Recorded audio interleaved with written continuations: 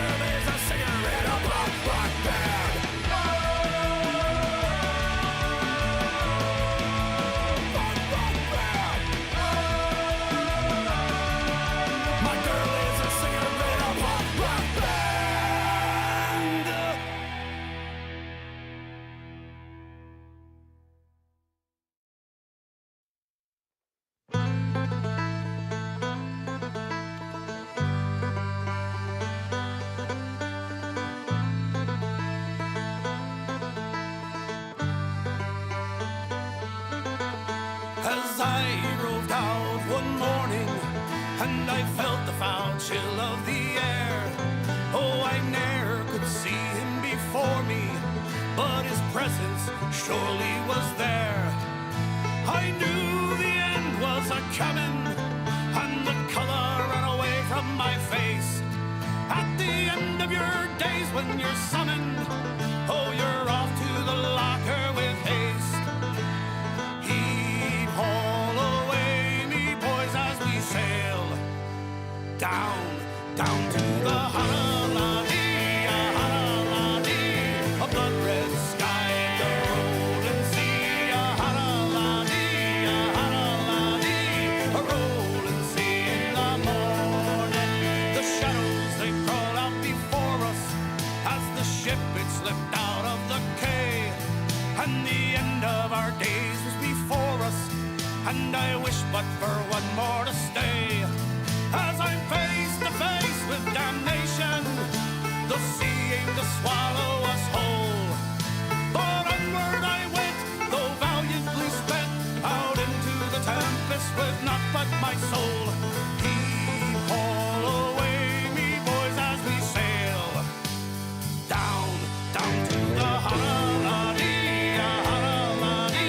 a blood-red sky, the rolling sea, a rolling sea in the morning.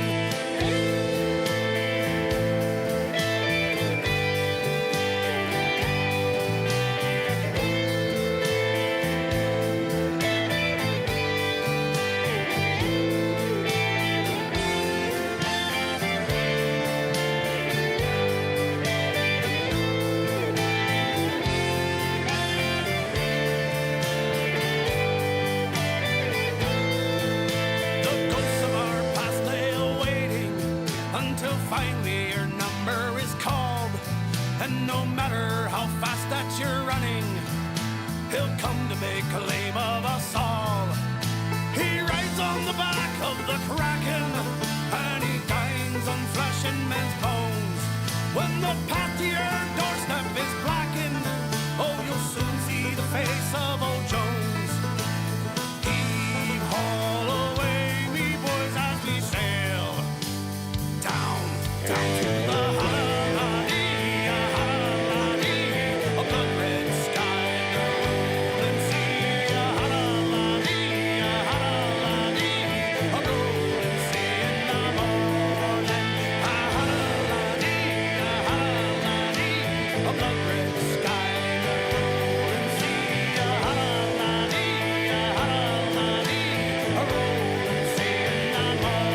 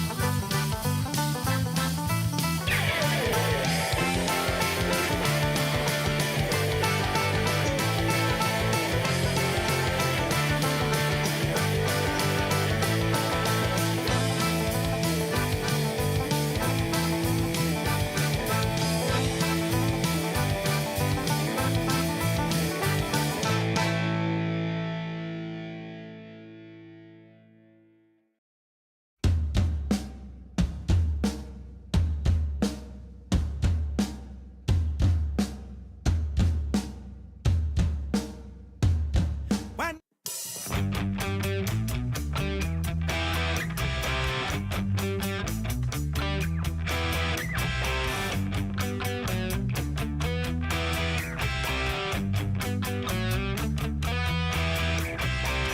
she's walking towards me now, I've got weak knees. Can I get some help? Save me from myself. Simple and strange, I forget my own name. Go through the wave, oh, she does the same. Well, I ain't the right guy that she's looking at. Turn around to see it's the guy in the back. Ain't the right guy that she's looking at.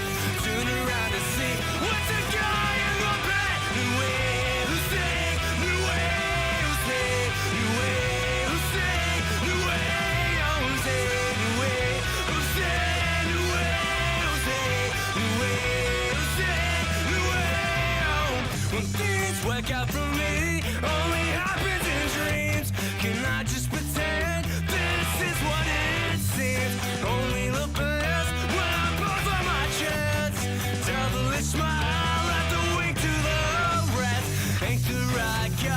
she's looking at. Turn around to see it's the guy in the back. Ain't the right guy that she's looking at. Turn around to see what's the guy in the back. The way you say, the way you say, the way you say, the way you say, the way you say, the way you say, the way you say, the way you say.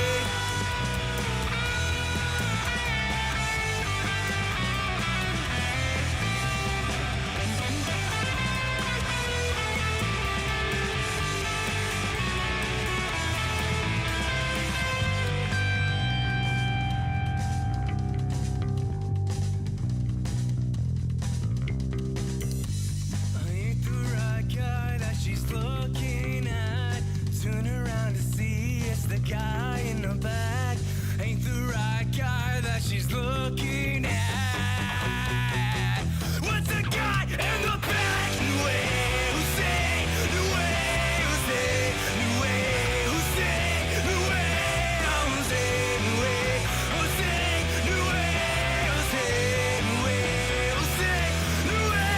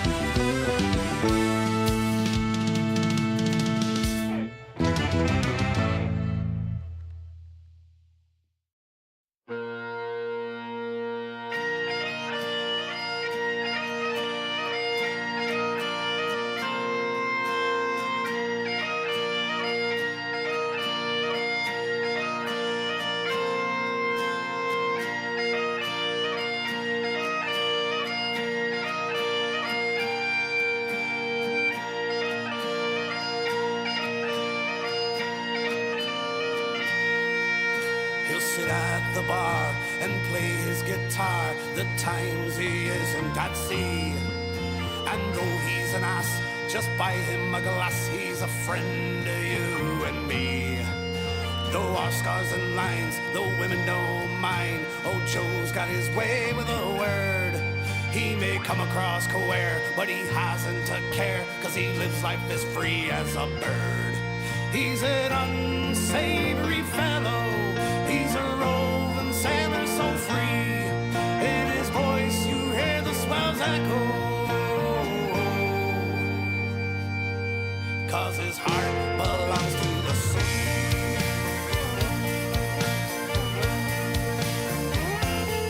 'Twas on O'Regan's raft with old Billy Bones when the ship it got stuck in a gale. And from fore to aft only one man alone could furl up the mainmast and sail.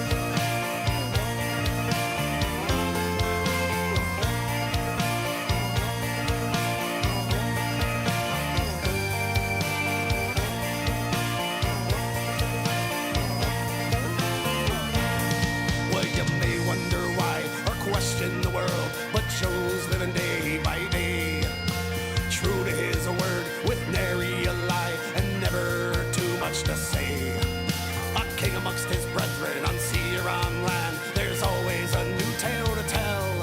And he won't get to heaven, but he don't give a damn, 'cause he's sure there's whiskey in hell. He's an unsavory fellow. He's a rolling sailor so free. In his voice you hear the swells echo. Unsavory fellow. He's a rolling sailor so free. In his voice you hear the swells echo. 'Cause his heart belongs to the sea.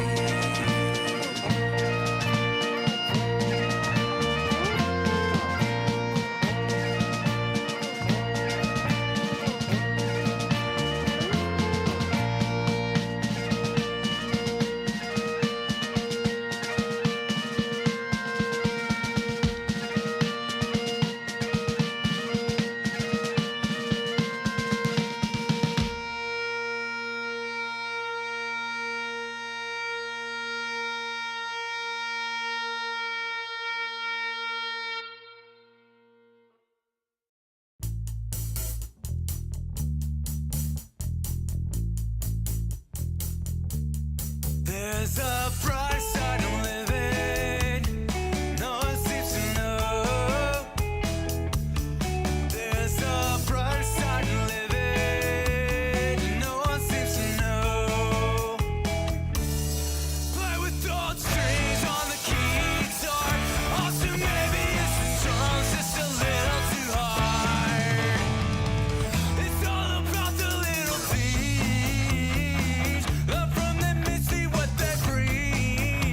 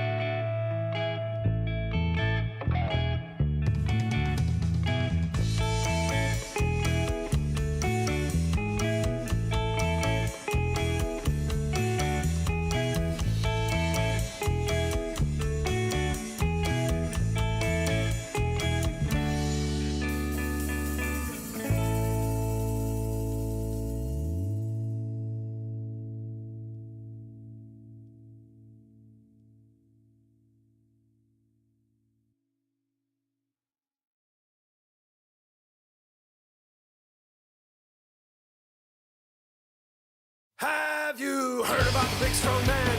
He lived in a caravan. Did you see the kind of McGregor fight? Oh, what a hell of a night. You can't take all the heavyweights you got. We got a lad who can beat the whole lot. He used to ring the bells in the belfry now. He's gonna train with Forrest Griffin. He was my brother Sylvester. What's he got? Roll 40 medals on his chest. Big chest. Kill 50 Batman in the West. He knows no rest. Thinking the man knows fire. Don't push this shove. Plenty room for you and me. He's got it on. Put it on. Like a leg. And a punch neck. Sing a battleship. Big chest. Takes on the army and the navy to put the wind up. Sylvester. Well, he thought he'd take a trip to Italy. And he thought they'd go by sea. He jumped off the harbor in New York.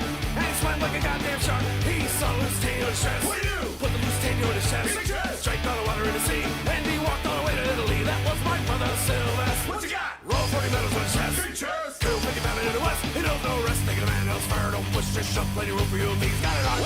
Like a leg. And a punch neck. Sing a battleship. Big chest. Takes on the army and the navy to put the wind up. Sylvester. Well, he thought he'd take a trip to old Japan. And it turned out a whole brass band. He played every instrument they got. Lucky lad, he can play the whole lot. Now the old church bells will ring. The old church choir will sing. They all turned out to say farewell to my big brother Sylvester. That was my brother Sylvester. What's he got? Roll 40 medals on his chest. Big chest. Kill 50 Batman in the West. He knows no rest. Thinking the man knows fire. Don't push, just shove. Plenty room for you and me. He's got it on.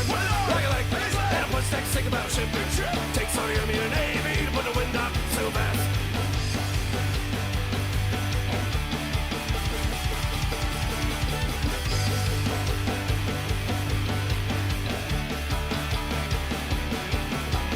Have you heard about the big strong man? He lived in a caravan.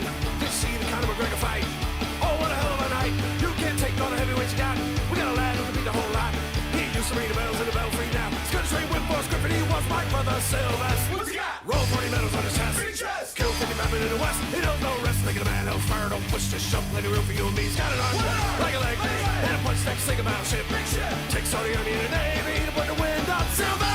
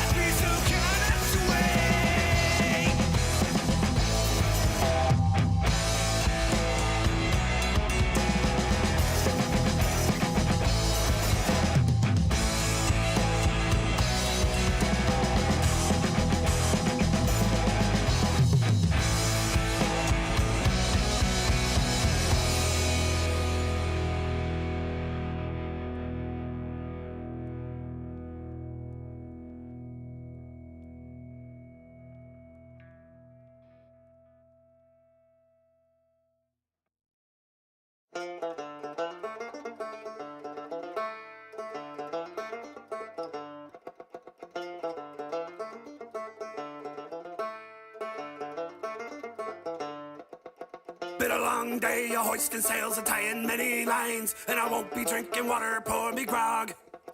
We shined the brass and swabbed the decks and oakumed up the seams, and tonight we don't drink water, pour me grog. We're many months to sea, it feels like agony, and all I wanna do is call the pain. The ship ain't got no whiskey, we're running low on gear, and tonight we don't drink water, pour me grog.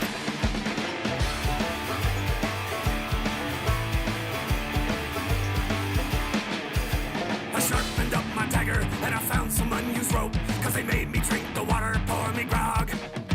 We'll tie up the first mate, make the captain walk the plank, cause he made me drink the water, pour me grog. We're many months to sea, it feels like agony, for that someone has got to bear the pain. The ship ain't got no whiskey, we drink up all the beer, and tonight we don't drink water, pour me grog.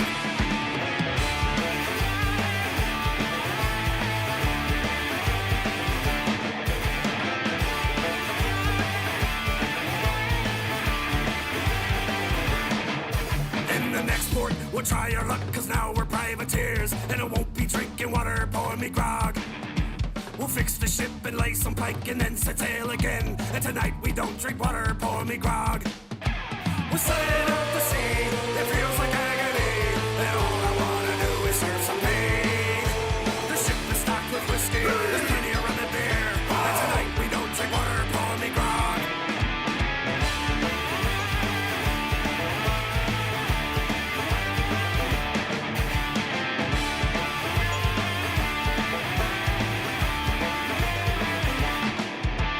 Fire the guns and board the ship, the prize is finally ours, and tonight we don't drink water, pour me grog.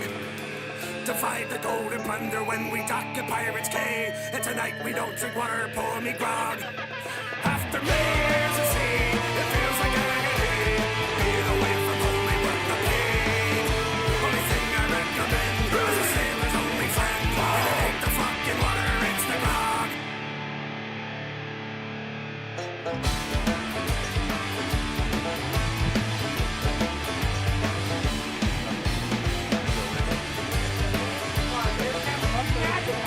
I love ADHD. Put my drink down now. Check the store. Fucking Alrighty. What's going on, bitches? Welcome back to the podcast. Been easier if you Lucas's check his ADHD storage has us all pouch. fucked up today. It's okay. Dallas was talking about an autism in the booth today, which was fucking hilarious. Yep. You can't have these. You will not enjoy the soda. You will. He doesn't care. He don't give a shit. Anyway, I'm here. What's up, bitches? These are the spicy. We chips, got so the lovely Josh over there. You can't see him. He's never on camera because he's a bitch. Say What's hi. that make you? I'm always on camera. Yeah, but We got. What does it really hang make on. you? It makes Can- him an attention whore. You know what's even more rare than having Dallas on the podcast? Bria's here for a podcast. facts. You can't even do that to me now. Podcast less than you have. Yep. Ugh. Mind you, when we started, when we Dude, all- back get the back. fuck up. Get back. With the baby. Get back. It's understandable. Yes. We still got a busted cooter. And of course, as promised, we brought the one-armed bandit back. That's right. What's up, Dallas? Man, just trying to win, baby. Weird All seeing day. you up in this neck of the woods. Yeah, man, I was up for the Harrisburg Poppin' Comic Con, and Oh, guess who's here? Guess who's here? Did I fucking call we it? did call it. We did call it. I can't do anything. Please hold. I fucking knew it. They do it to me every time. So we have special guests tonight, but they have to get through my front door first to be special guests. I didn't even include them in the shit. Shut up. I did on Facebook. Did you? Yeah. Oh, cool.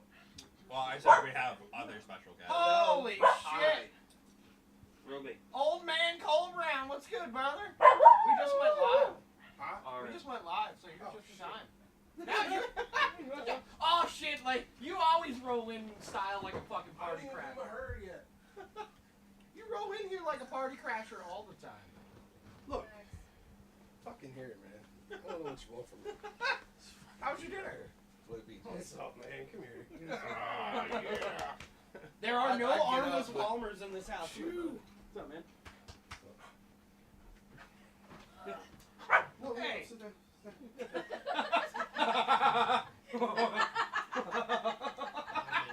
Odin. Odin. Welcome to the End of the Crypt podcast, where chaos is what we do. Oh, did you call him daddy when you did that? No. He called me mommy. I fucking told you, Dallas. You were in for shit. Hey, where's your fucking entourage? Okay, so Heather's still working. Okay. She doesn't know if she's gonna make it. I knew that.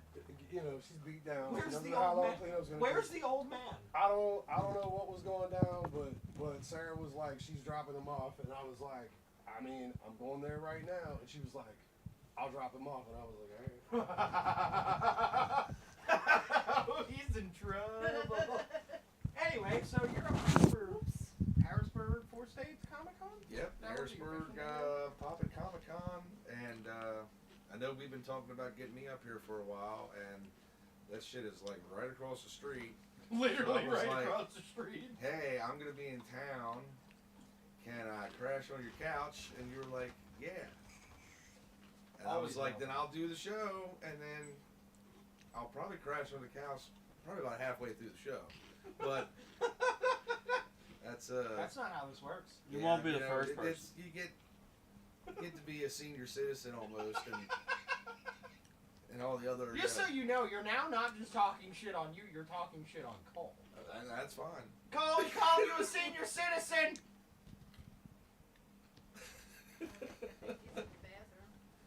Yeah, you know, long day.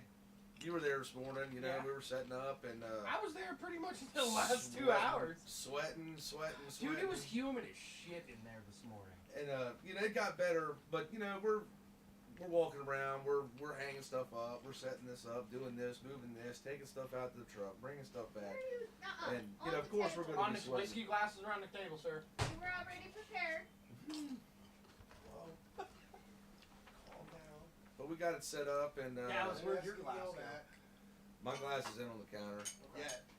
I got some By, blue. by the Do as microwave. mommy says. Dude, That doesn't sound right. talking about today, when he's like, we got 40 minutes to set up, I'm like, oh, good, we're cruising. And I he was the same way. I was like, cool, man, we got time or whatever. And then it was like, we got 20 minutes. And I was like, shit. And then it's like, we got 5 minutes. I was like, shit. And, you know, we're scrambling. And I'm like, hey, can you put the prints in the spinner rack? And you're like, man, this fucking takes forever. And I'm like, yeah, that's why you don't usually have the spinner rack. But I figured I'd break it out. And, yeah, we're trying to hang light boxes on the grid wall, and the damn hooks ain't cooperating. And then we get it set up, and they're like, the doors are open. And I'm like, okay, I got a Interview cart people. full of empty boxes and stuff, so let's just grill this out and have a cigarette. And we get back in, and it was probably a good half hour or so. We're just in there shooting the shit, talking about this and that, and watched this movie, did this. And finally somebody comes up and is like, oh, that's cool. You know, we're talking to them for about 20 minutes. And then she's like, I'll take these 3 prints. And I was like, oh, that's cool. I haven't even got my cash box out. I haven't set up my iPad. I don't know what the Wi-Fi is. I'm just like, I'm totally unprepared for this. I don't know what the hell happened. He didn't even know what his combo deals were. He's like, I think. Yeah, I think it's, yeah. I was like, you buy a statue or I think it's 2 prints, but I'm not sure. I didn't have my price list out yet. And it was just like, whatever. But we got it squared away. It was a pretty good day. I can't complain. It was just like getting it set up. Like we got started. I'm just helping you because it's your booth. You know the ways you're setting stuff. I'm like, what can I do? Yo, hand me those. Okay, hand you the and like I learned the Dallas method of doing things is hand Dallas a bunch of shit, but then move it out of the way so Dallas can do other shit. So like I got The whole booth is littered with these shadow boxes that I'm trying not to fucking break, that we don't want to break. They're all over the place. Now it's like, we should hang this. We should probably stabilize the rack. I'm like, should we not done this before we drug everything out? Yep, we're hanging stuff on the grid wall, and then the thing's just like an ocean.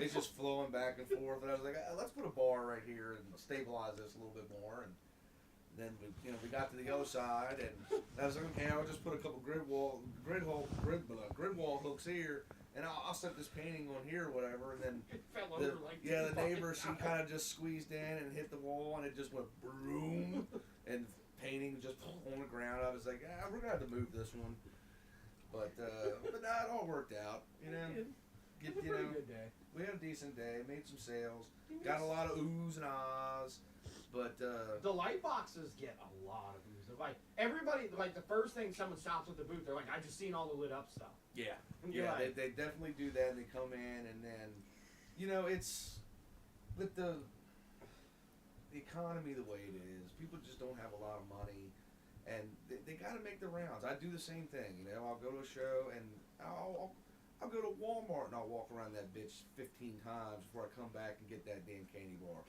Because I need just don't underwear? have. No, they don't got holes Yeah, in no, it. it's kind of but you ain't got enough money. You want to help people out. You want to buy things or whatever, but you got to be very selective.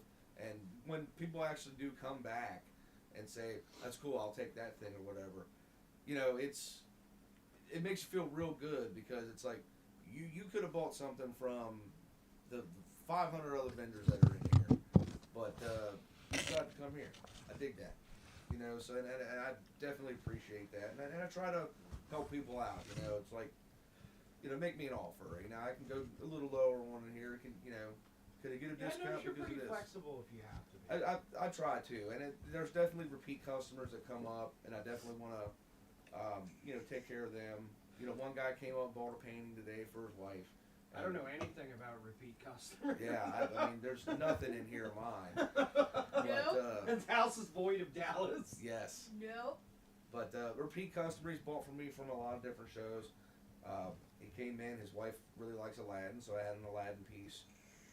Pretty cool piece, and he was like, "I'll take that," and and I gave him a discount because, like I said, he's a repeat customer, and he'll probably be back tomorrow to buy a couple more things, and I'll give him a discount on that too, because, like I said, I mean, he's bought from me, and it hasn't been cheap stuff. It's been some of the more high dollar stuff. Some of the original art he's bought from me before. He's bought a painting from me today. He might come back and get a light box or so tomorrow. Is that the guy who bought the Kong painting? No, that's my buddy from Small Island. He's one of my favorite vendors, man, because he just has some of the coolest shit. It's like he is. I think he's 1 aisle behind us, and then up towards like the celebrities or whatever. I'll have to fucking swing by there tomorrow. Yeah, he always has like cool. He's like one of those like thrift shops that you go into that's just a fucking mess. Yeah. And I love those, because I know there's something buried in there that some lazy motherfucker didn't want to take the time to dig through that pile for. I'm gonna take my time to dig through that pile, and I'm gonna find that treasure. I generally don't, but I looked for something for you today, but he didn't have it. I was looking to see if he had the original vendor artwork, but I'm sure that's long gone. yeah, I don't know if I have that anymore or not. I'd have to look and see. I've got shit strung everywhere. It's. I mean, you've seen it. I'm trying to cram 10 gallons of shit in a 5-gallon bucket, and it's just sometimes there's just not enough room. Did you not see the pile of band merch inside my front door? that is an all too related feeling. He alleged he was going to put that shit away 2 weeks ago. And there it Well, still here's the sits. problem. I got There's guitars in that space. Well, and it needs to be out because we need a physical inventory because we're missing shit. But yeah, no, we're well aware of putting fucking 20 gallons of shit in 5-gallon buckets. And that's still that's an evolution in itself.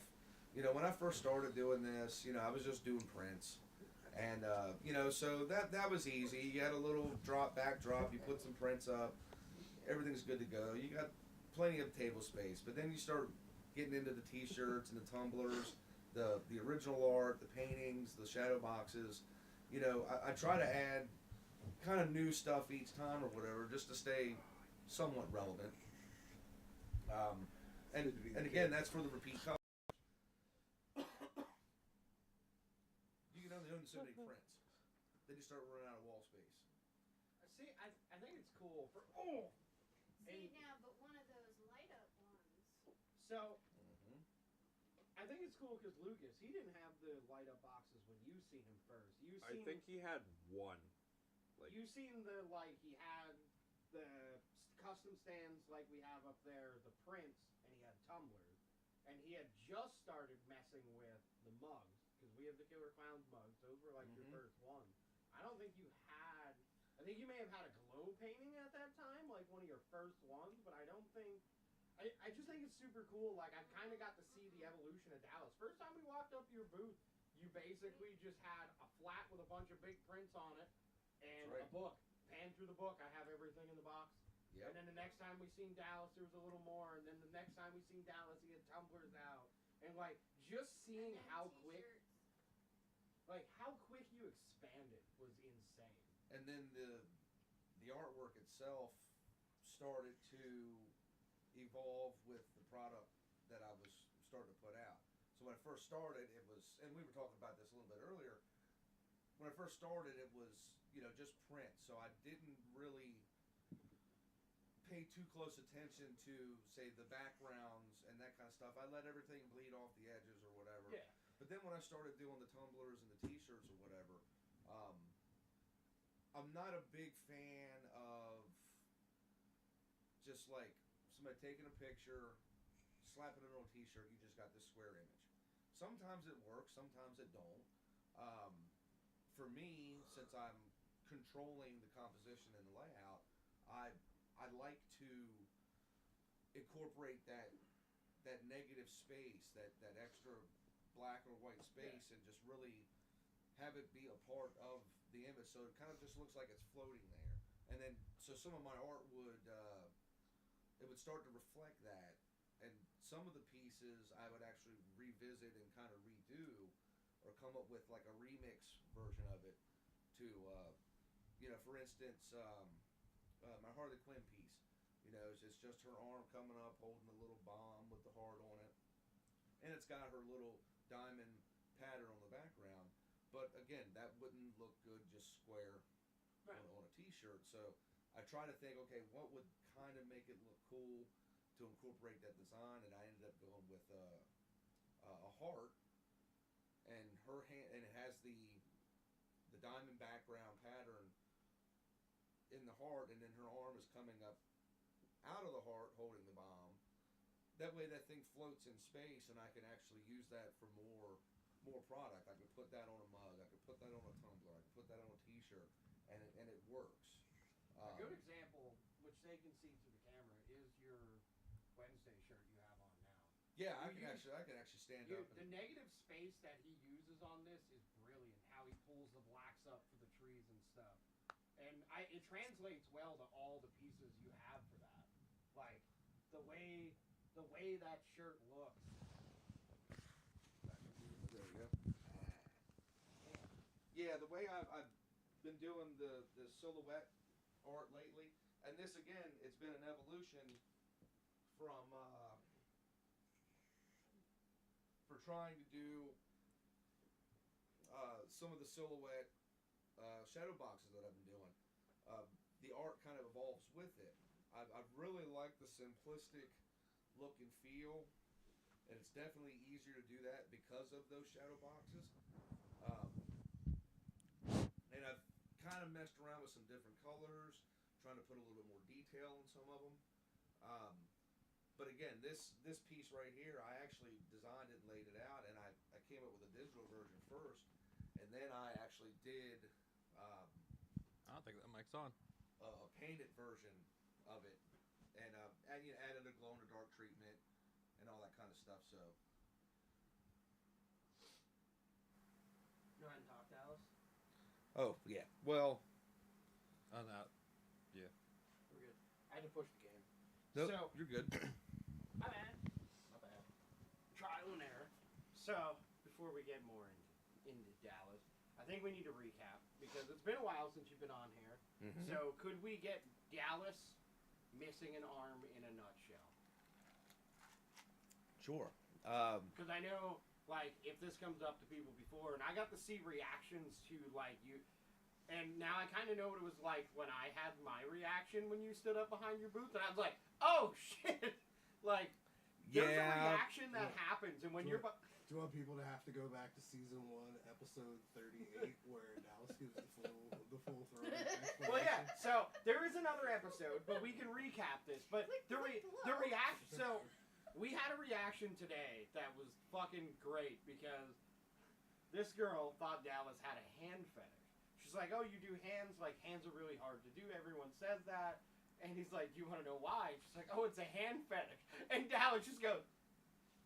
And, like, her face immediately goes pale. She goes, "Oh, I'm sorry." And he's like, "No, it's fine." And I'm just there silently chuckling. I'm like, "Oh, my God, he just..." Yeah, I do that all the time. Sometimes I feel bad, because then some people actually do feel bad, because I was like, because they'll come up and they'll be like, why all the hands? And then literally, because the way my booth is set up, You can't I've got the table and I've got the little boxes for the little displays, and I've got all the tumblers and everything. You can't see anything from like my neck down, so you know nothing of what's going on. And you only talk with Yeah, his but hands. I talk with this hand. I'm like, yeah, back and forth, and yeah, and she was like, "Wow, all the hands or whatever," and I was like, "Well, that's a funny story. If you got time, I'll tell you." And she was like, "Sure." There's Dave. And then you just throw the stub up, and then they just get this look of fear on their face, like, "Oh, did I just offend you?" And I'm like, "Lady, look at all this." No, Yeah. Dave.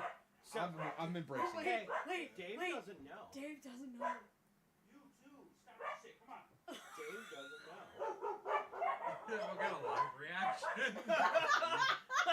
So what? We're gonna do a handshake or something? I got it. Yeah, I'll say that. I hope you guys oh, my bad. I've seen that happen twice today. Is that drunk, Dave? Just grab him. Odin. It's already drunk, Dave. Oh, it's already drunk. Yeah. Well, then I don't need to explain the rules. Wait, is it? It's already drunk, Dave. It's not sober, Dave. Oh boy. So, while the podcast is live, I just want already drunk Dave to know the Doritos are banned from the living room. Sober Dave can have them in here. Drunk Dave cannot. It's not already drunk, Dave. It's just not sober, Dave. Well, there's whiskey, there's bourbon, there's Labatt in the fridge and the It's cooler. Help still yourself. drunk, Dave. Hi, Dave. It's still drunk Dave. Dave, this is Dallas. You'll have to come in for a handshake. He's below you. Yes. You already know asshole call. Bro, when I Should've saw that bender, whenever he showed me your art, We and were when I told stumbled into otherwise. that bender, I was like, yeah, that needs to be next to my cigar We box. were told on that there his was an fucking. attempt and It is on his whiskey attempt counter next to the failed. cigar box. Yep, Am I still the only person with a canvas? you are the Oh, only I feel person with a honored. canvas. I feel honored. Because right away I was like, I want that on a canvas. I want that on a canvas right next to my cigar bar. Like, yeah. And made me the middleman still. He's like, can you talk to him? Like, you could. you could just like open your freaking mouth. Yeah. He's really not scary. I quit. We became friends pretty quick. Like, I caught you the first time, and then, like, we came back and said bye to you, and then, like, we caught you the second time. Like, yeah, it's Dallas. And then quick, I was like, no, this guy's cool as shit. Yeah, but it's guys like you. I mean, like I said, that first show. I mean, that was the damn drive-in, and again, that was when I seen decided. you the one before that. No, We seen you at the Creature Yeah, before that, and then we seen you the before second that. time. because you told us about the drive-in. We did Creature. We seen you in Maryland. You were Yeah. downstairs, and then it was the drive-in. That was our third time. Okay, No, that was the second. second time. That Was was it? the second time. Might have been the second time. I always thought it was the first time, but either way, That was yeah. I mean, you guys before came up, Luna. and that's what I loved about you guys. I mean, you guys are sitting there, and now the drive-in show wasn't huge. I mean, there No. was probably 5 or 6 vendors there or whatever, but it was nice. you went and I think they were. What were they playing that night? Killer Clowns. Yeah, it was Killer Clowns. They were That's playing. why I was, Yeah. That's why I was there. Yeah. It was they Killer Clowns So they were and playing Killer Clowns, and then the dude from he signed that night. He did Psycho and. What the fuck is it called? The Sanderson sisters. Dave, you got a seat right there in the middle, buddy. Are you taking Josh's seat? Yup. Yeah. Yeah. Nice. That's Odin. That's my baby. But I mean, it's like fans like you guys though. You know, you're sitting there, you come up, and I think that's when I had something new that day. I can't remember what it was, magnets or stickers or some stupid thing like You'd that. finished the Killer. So at the drive-in, you had just started your Killer Clowns. That's you right. Had the rough. You had. That I had sketch. the rough sketch, Yep. and it was really rough. Oh yeah, no. And you were like, when you get that finished, you got to let me know. So then I finished that, and then from there I took that, scanned it in there, and then did my digital painting on my iPad. What really got me was it's like you guys are sitting there and you're like, I like this, I like this, I like this, and then you guys like step back, and you're like huddled up, and you're like, well, the rent's paid, so we could probably pick that up or whatever. And that's when I was like, these guys are gonna get some free shit from me, because it's like they're literally, which we tried not to accept. exactly, but that's the way I am or whatever. It's like you guys got bills to pay, you're making sure you got this or whatever, but you're still going over trying to support, you know, this guy who's just, you know, trying to sling some art or whatever. So again, when I walk through this house, I see something in every room that it belongs to you. that I've, you know, provided. So there's a word that comes to mind when it comes to you, and when I found these two schmucks for the first time in my life, and it's uniqueness. So like, I met you, and you were instantly different than everybody else. You weren't doing the same shit. You weren't trying to do movie copies. Because I'm on the spectrum. Yeah. Okay. But all right. Is it the spectrum or something else? Aren't we all on the spectrum? Yeah, but Yes. I'm not doubting that at all. Yes. But like, your artwork was unique, and like, it caught my attention even before I realized. So like, the first time I met him, he was sitting at just a low folding table, and your arms were kind of under the table, and you were just talking to us, and you went to bag everything up, and he got up, and I'm like, what happened to your arm? Like, there was no hesitation. I'm like, dude, what happened to your arm? He's like, you gave me some fucking dumb answer, dude. It was funny. Yeah, as it was shit. probably something like It was shark funny as attack shit. or Yeah. keep all your arms inside the vehicle Yeah, it was until it comes was to a complete something stop. dumb. And then you just kind of looked, and I'm like, that's not the real reason. But okay, that's My fine. newest one is petting zoo accident. I really like that one. Again, to this day, my grandson still thinks it's ninjas. So, and yeah, literally, he's like 3, and he comes up and he's like, "Pap, what happened to your hand?" Dave, and I'm like, are you just now catching on to the conversation? So No, I Dallas, do. okay, I wasn't sure if you told Don't worry, me. Dallas. We talked about what this was all about. It's fine. It's fine. So he's like, you know, "Pap, what happened to your hand?" And I was like, "Oh, ninjas cut it off." And like I said, he's like 3, and he just like, okay, turns around and walks away. And I'm like, well, that was fucking easy. And then it's like 6 months later, he comes up, "Pat, what happened to your hand again?" I was like, "Ninjas cut it off." And he, "Did it hurt?" And I'm like, "Yeah, it hurt." Okay. Turns around, walks away. But each time he comes back, I have to keep elaborating on the story a little bit more. He's starting to catch on. Don't ever. Did they fall- out of trees? Well, it was. About I was beaches? in an alley, and they came out of the shadows. This is where I'm at with the story. And yeah, he said, "So where were you?" I was in an alley, and they jumped out of the shadows or whatever. And he said, "Did it hurt?" I was like, "Yeah, it hurt." And he's like, "Did you cry?" I said, "Yeah, I cried." And he said, "What did you do?" I said, "Well, I went to the hospital." He was like, "Oh, okay," and that's where I'm at now. And he was like, "Okay," and walks away.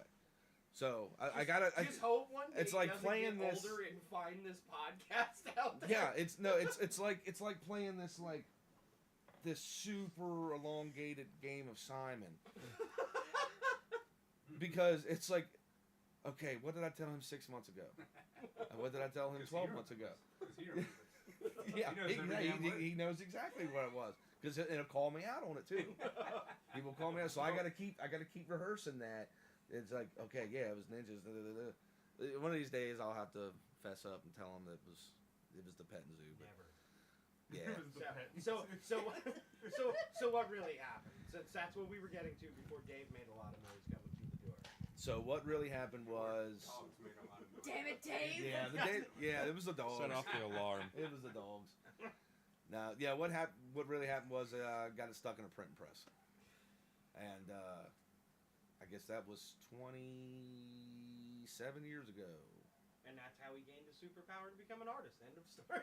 Pretty much. It was a superpower. Pretty It's like much. getting bit by the spider. That's Yeah, how- or He got bit by the printing No, press. that's where the hand fetish began. that's right. What did I say? She looked at me. She looked at me for my comment like it was cold. I was like, actually, it's an anti-hand fetish. And she just looked at me like, "Are you fucking serious?" And Dallas just looks at me smirking. I'm like, okay, we're good. We're good on one front. Well, it's funny because you asked me today too, and I thought I'd went over that or whatever, but you were like, when did you really get like serious and like thinking you were gonna sell this stuff or whatever? And I was like, I never thought I was gonna get serious. I just did this so I could get into the con early. So you say that, and I can't say anything because part of the reason why I started helping them is so I can go to shows sooner. Yeah. So, It's yeah. I mean, that's literally what it was. It's like I kind of went the long way around. It's like oh God, Dave has a microphone. Drunk Dave is here. I'll put it in figure 8 so they can hear everything Cole's saying on the other side. Right. They can hear it. All right. Cole Going right has here. a mic. No, I saw that. Then you're just gonna double it. No, I'm not going to enter the chat. I'm sorry, Dallas. Go on. Go on. Is this microphone on? fine. But Oh boy. yeah, I mean, it all stemmed from me wanting to get into the conventions early. I didn't want to wait in line with all the other sheep.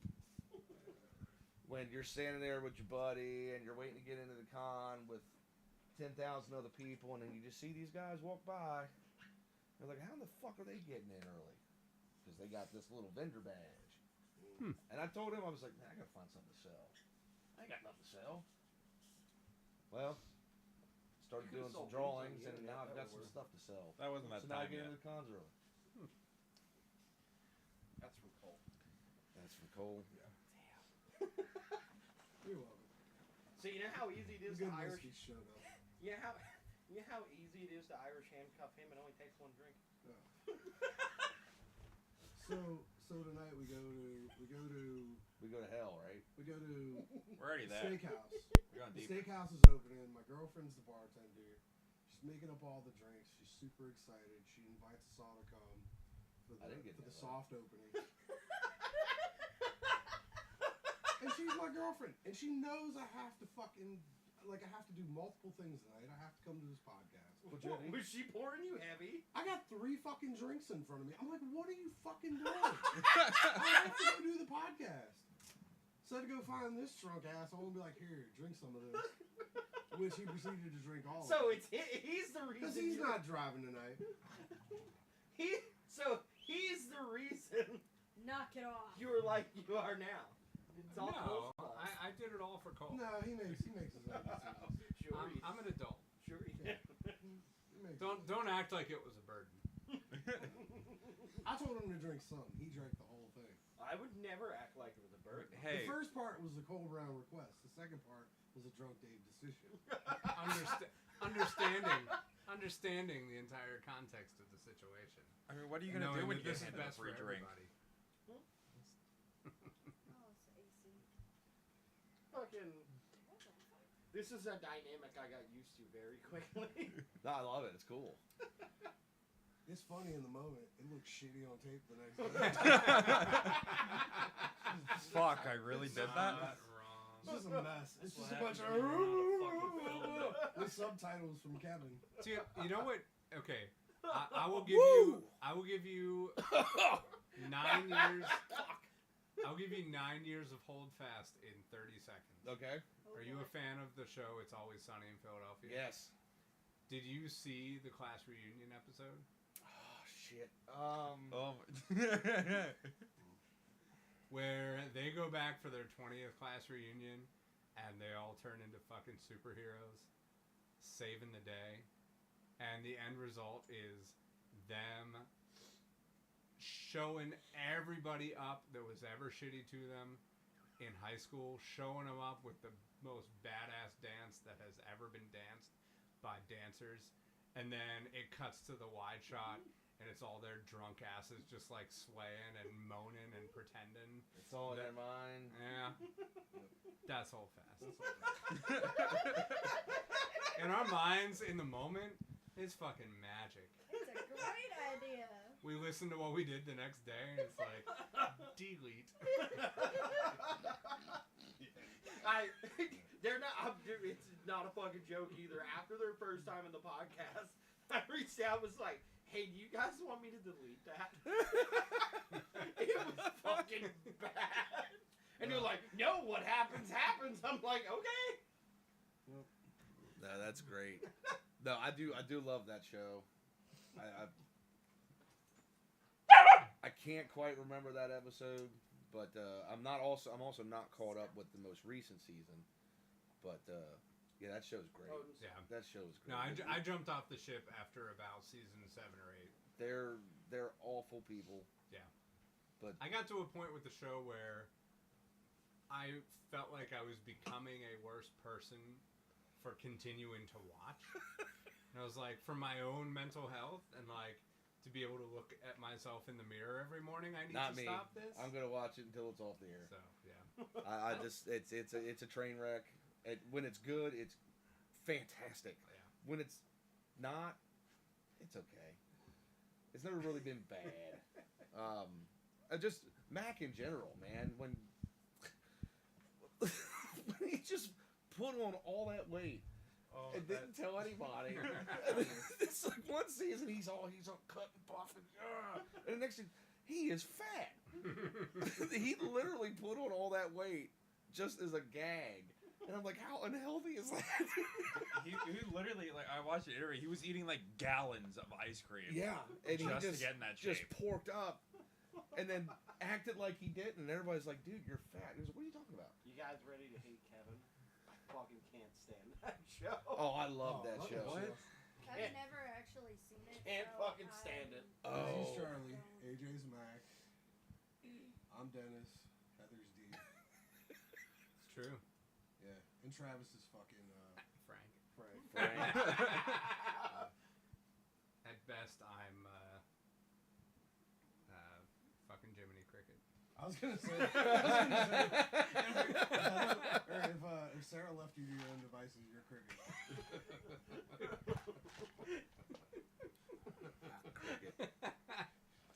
Oh yeah, I could talk about that show forever. That's just. On the next episode of Into the Crypt, it's three people and no cast members. Oh, yeah. About what we're saying. Oh So yeah, next time I'm up here, we'll play a game of Char-D McDennis. Charlie McDennis. Game. Charlie Yeah. McDennis. Fucking No, main line and line. No, I and had, an IV, and they're squeezing it. Oh, it burns. I'm like, oh my god. Back in 2010-ish, 2010 or 2011, the previous band I was in, we had a show, I think it was at the Khyber. I can't remember what it was called back then, but it was the dive bar on 2nd Street in Philly. The same night that they were having the grand opening of Mac's Tavern on Market Street. It was the same goddamn night. And so we showed up at 6 for sound check, and we had 3 hours to kill.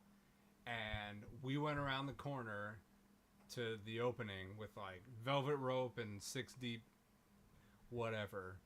And I managed to work my way to the front of the crowd with a copy of my band's EP, and I handed it to Glenn Howerton, and I was like, hey Mac, here, take this. I'm pretty sure he just stomped on it in the street and just fucking left it. And somebody else later was like, hey, you called him the wrong character's name. And I was like, I don't fucking care. I don't care. He was going to get me anywhere anyway.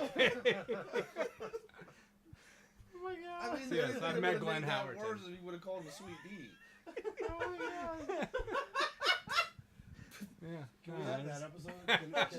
Can I bring Izzy, AJ, and Heather here, and we just do an Always Sunny fucking episode? Oh no! Yeah, okay, yeah. I want to see you guys call him the stupid bitch. The stupid bitch.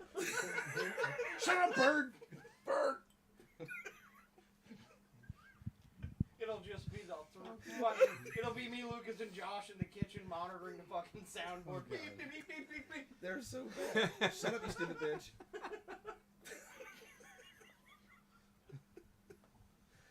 I don't even know if we got 30 seconds through today's podcast without cursing. No, I don't think. Oh, We're not shit. monetized anyway. You're right. We're safe. Oh shit! So Dallas, one. Thanks for hanging out. Hey, no problem, man. Thanks for having me over. Thanks I'm for giving me glad- a place to crash. Glad I can help you. I look forward to hanging out again tomorrow. I gotta say, man, like crowds at an event like we're at are so fucking weird. There are some people who are normal as shit, and then there are people who are in costume with a lisp, splitting on you, doing their best they possibly can to be the character they're in, and like they're talking to me in the booth, and I'm like, I can't even fucking understand what you're saying. Like, yeah, yeah. And it's like that at every show. Comic Cons are a little bit worse. Comic Cons, I feel You should like I go said. tomorrow, Cole. There's a fuck ton of vintage Transformers toys. Oh yeah. Also, Oh, Dallas. we're there's some cool not stuff. getting into that. By the way, conversation. Dallas is trying to steal this. Trade. Trade. I'm gonna give you my house for it, You're not the and Cole. it's still not a good deal. Cole tried to fucking get. Kevin, you're trying to buy me a house? What the fuck? Yeah, it'll be the one that's going up for sale up the street. But now you get a whole bunch of different types of people at these shows or whatever, and that's, and I kind of pay attention to that or whatever. Like when I first started, you know, I had all my prints on my wall behind me, and you'd come up, you'd have to talk to me and say, "I'd like to have that print," or I had the book sitting out or whatever, and I'd have to get you the prints. When I started doing the 5x7s, I was like, man, there's a lot of shy introverts out there that don't want to talk to you.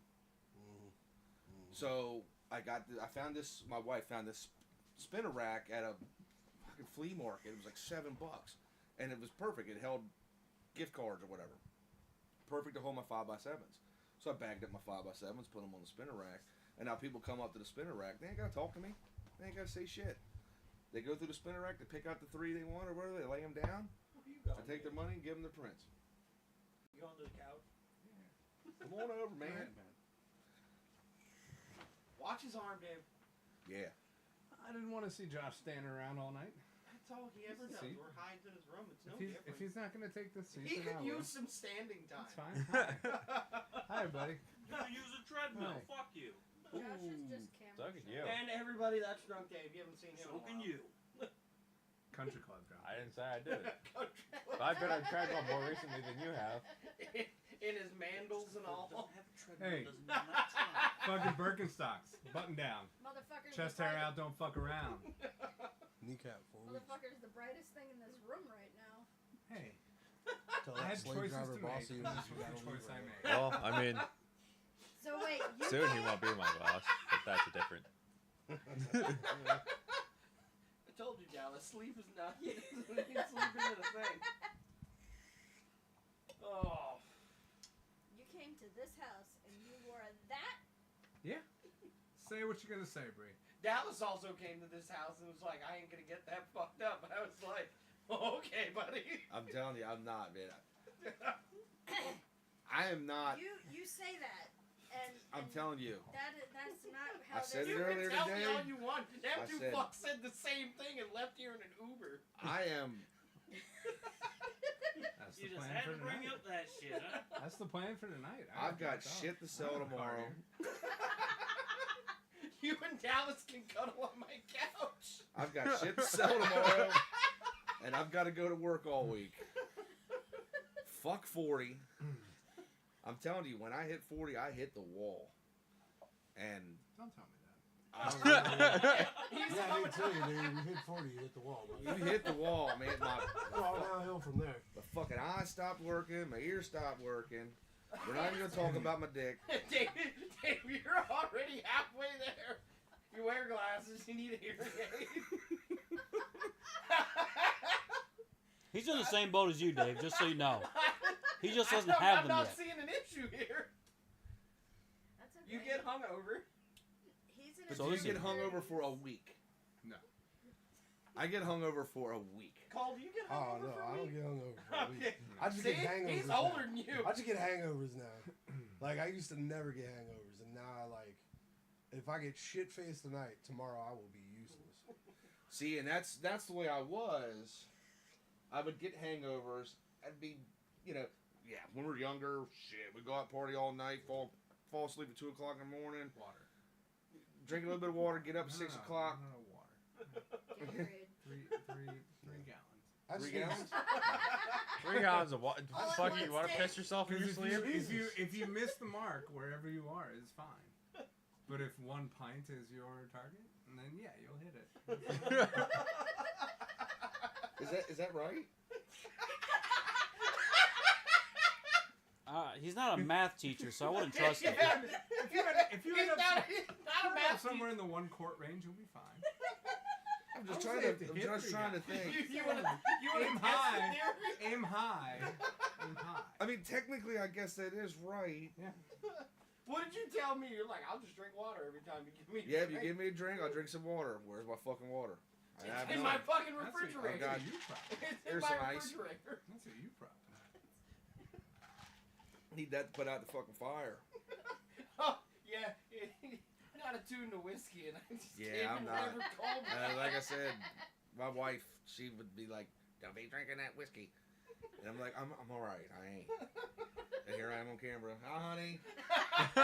Drinking fucking. This is gonna be Dallas in the booth for 2 You see hours the name on tomorrow. that Fucking Yeah. like- I can almost see it, but look at my glasses. Actually, if I hold it out here, I can see it. That's the fucked up thing. It's like I can see what that lady's wearing over there, but no, there's really no lady over there. But yeah, but I can't see something right in front of me. And, but I'm not like my mom where I pick up my phone and I swipe up and it's like 200-point type. I had to fix. She had problems with it the other day. I had to swing by and fix it, and both my mom and my dad's phone and the new phones. I got them sitting here or whatever, and yeah, I swipe up where my pops is, and I'm like, okay, let me turn that off, do this, whatever. And I was like, there's my mom's. I was like, scroll. Okay, we're down to the first message. Keep on going. I mean, it's like 1 letter per line on the screen. And I get down, I fix that You or might whatever. as well be at that rate today. And Like, I you're looking at refuse. shit in the booth and you're like, I can't read refuse. that. Let me get I my know. fucking glasses, drop them on the floor. And yeah, I mean, I refuse. I refuse to go that route. I might have mine magnified just a little bit, but I'm not going that big. And love you, Mom, but yeah, your phone's fucked. And so I get them straightened out or whatever, and you know, I'm just looking and I'm like, Pops, way to go, bro. Yours is still kind of a normal size, but Also, is it Yeah. bad that like every time you drop something today, I wanted to help, but then I felt like because I'm like, if I go to help him, then I feel like it felt weird. I'm like, I'll just let him pick it up. And I don't know. It's like, yeah. I mean, I'm constantly like dropping shit or whatever, walking in the crap or whatever. Am I fucked up, Parkinson's or some shit? I don't know what the hell's going on. Fuck 40. 40, it put the hurting on me. And I could just see 50. It's coming like a goddamn freight train. It's going to hit me and put me on my ass. Fucking Dallas will be in a walker in his booth. Is that, no, I'm going to have one of them fucking chairs. Be like, I mean, Dal- I'm already pretty much Professor X. So, I'm not that fucking far behind Yeah. yet. I'm only fucking 33. I don't know. I did beat my old man, though. I think he lost his hair in his 20s. I ain't beat anybody in my family, so feel good about that, you motherfucker. Oh, so you're the first, huh? You fucking asshole. Unfortunately, yes. Look at you, trendsetter. Oh, damn, that's hot. Fuck. I'm not a drinker. What? go get you something better. We got like another level to go yet. We should be enjoying this level, and then we're gonna go to the next level, and it's gonna be even better. That's what I said. That's the cream of the crop, right? That's the cream of the crop. Don't worry, final boss has entered. See, you see why I started you on the 5 Saints? That was smooth. It was good. It has good flavor. It doesn't burn your fucking throat the whole way down. I don't know, man. It's just Come here, buddy. Dude, they have handed me shit that legitimately tasted like fucking trees. It's Yeah. And they're like, oh, this is good. And I'm like, no, man. I It ain't tastes bringing any like rocks wood. and trees. This Today. stuff. Wood. Tastes like wood. This stuff burns like gas. Come on. Fucking. I never quite understood it, man. Don't fucking tempt Josh. We Yeah. have gasoline here. No, we had gasoline at the bar. I won't tell you He which likes one's to what. Give, It was really high fives in the face, Yeah, so be ready for and that. he is very heavy pawed. Ooh. Do it, buddy. Yeah. Do it, buddy. You're not barking your head off at me, which at this house is a win. Can you believe Where's he- Mavis? Where's Mavis? Mavis Upstairs. is- Probably Yeah, upstairs. yeah. So Mavis we're, well, so we're We're good. unfortunately probably gonna have to fucking put her down. We're good. She's not. We're good. Anyway, so yeah, no. Could it's, you could you believe happy to see this guy. could you believe he used to only be like 15 pounds when we fucking got him? He wasn't that skinny. He was skinny. He was. Well, when he like tells stories, let him 10 just, pounds. make Dallas, it I feel elaborate like for you, himself. undersold Makes him Like he feel always good. does. Makes him Which feel one? good. The how to Come on, skip Janice. the line and get into the con story. That's right. I never really. Okay. Not Chinese. You We're gonna- undersold that. So can I insert myself into the conversation? Sure, go for it. And ask Oh a god. leading question. Yes. Lube or no lube? Let me go get you some water. I mean, Mountain What are Dew. you inserting? That's not water. I wasn't here for the first It messes part. with whiskey. That's So what it was I made for. apologize It wasn't now that long. Yeah. if I ask Well, a it's question made from that, moonshine. has already been asked before, but I mean, Mountain Dew. you know, I am terrible with the visual arts. I could not draw a stick figure that would convince anybody of anything for any amount of time. Okay. Not even Hangman? And so, This looks so Look, bad. you need a beer. looking at Okay. my sorry, experience in that line and seeing, oh shit, I need some way Okay, to I'm skip noticing this that. line. Hey, I can Must draw try to shit. be Let me terrible. be a vendor. Like, So- what were you drawing? What was your style? What was your upbringing? Like, how Okay. did you even get to that point? So we're gonna rewind. Give me the 20-second version because I'm so- I so apologize fucking that I kerosene wasn't here right there. earlier. What's in there? That's Mountain Dew. That's a Labatt. And Vodka. Mountain Dew. Vodka. Mountain Dew. Vodka. I'm not- Ice. You will Mountain ruin Dew and ice. yourself. I will not be part of your demise. I fucking told you that. They ruined themselves. Yeah, I don't listen to them. Don't hey, listen. I just wanted on the record that I've asked. So, I need just- something ju- else. Hey, just- Cole, hit me. just so you know, for visual Whatever. the visual reference for Dallas of things to look for: the It picture above your head, the Michael Myers hand What? here. There's a Killer Well, how- Clown's original art here. Well, you put beer in your glass. How does that work? Who's right? Ooh. Dave's going down. Dave was already down when This he is got also here. Dallas. So, Drunk Dave's going down. Give me the 10-second catch-up. Okay. It's only gonna be about 25 seconds. Okay, so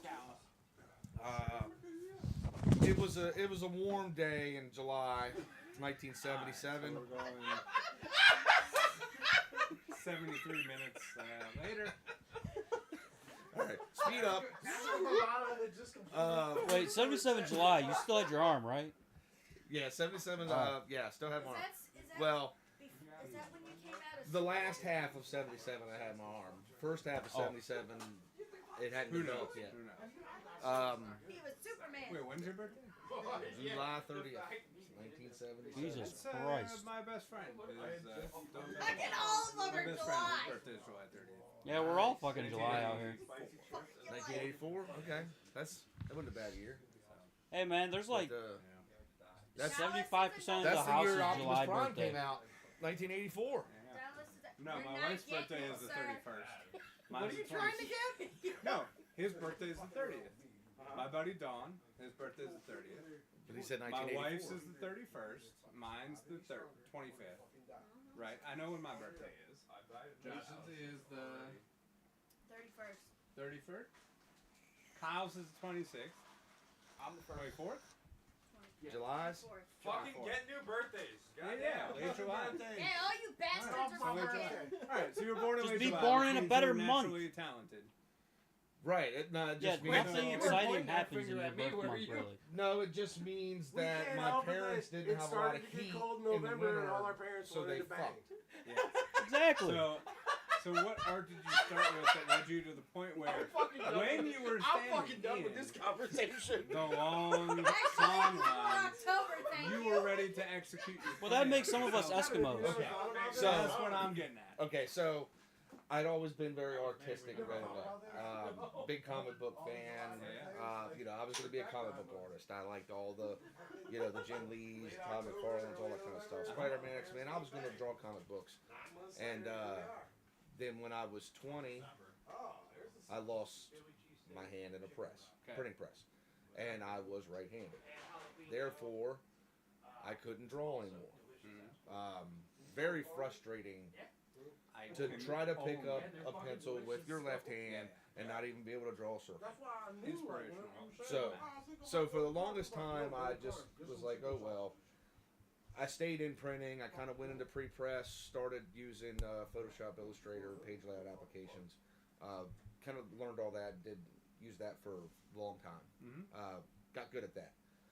And then What the iPad came out with the Apple Pencil, and I had that. I bought it. I was like, oh, this is cool. I'd like to mess with this. And I had it for about a year and a half, and I never really did anything with it. What actually happened was arthritis set in real bad in this shoulder, and I had to get a surgery. They actually shaved off a bit of my collarbone to relieve some of that pressure. So for about 5 weeks, I was out of commission. Well, for about the first week, I was in a sling. I couldn't do anything. Couldn't feed myself. So after that first week, Odin. He's fine. No, he's not. I He started almost kind of took just that messing sausage. around. I'm sitting there doing nothing, watching Oh yeah, TV, watch him. and got the iPad out, had the Apple Pencil, and I was over at my brother's house. And I was kind of sketching. I think I sketched out of like a Deadpool or something. And my niece's boyfriend came over and was like, "Hey, that's pretty cool, man. You ever do anything in color?" And I was like, "No, I never really thought about it or whatever."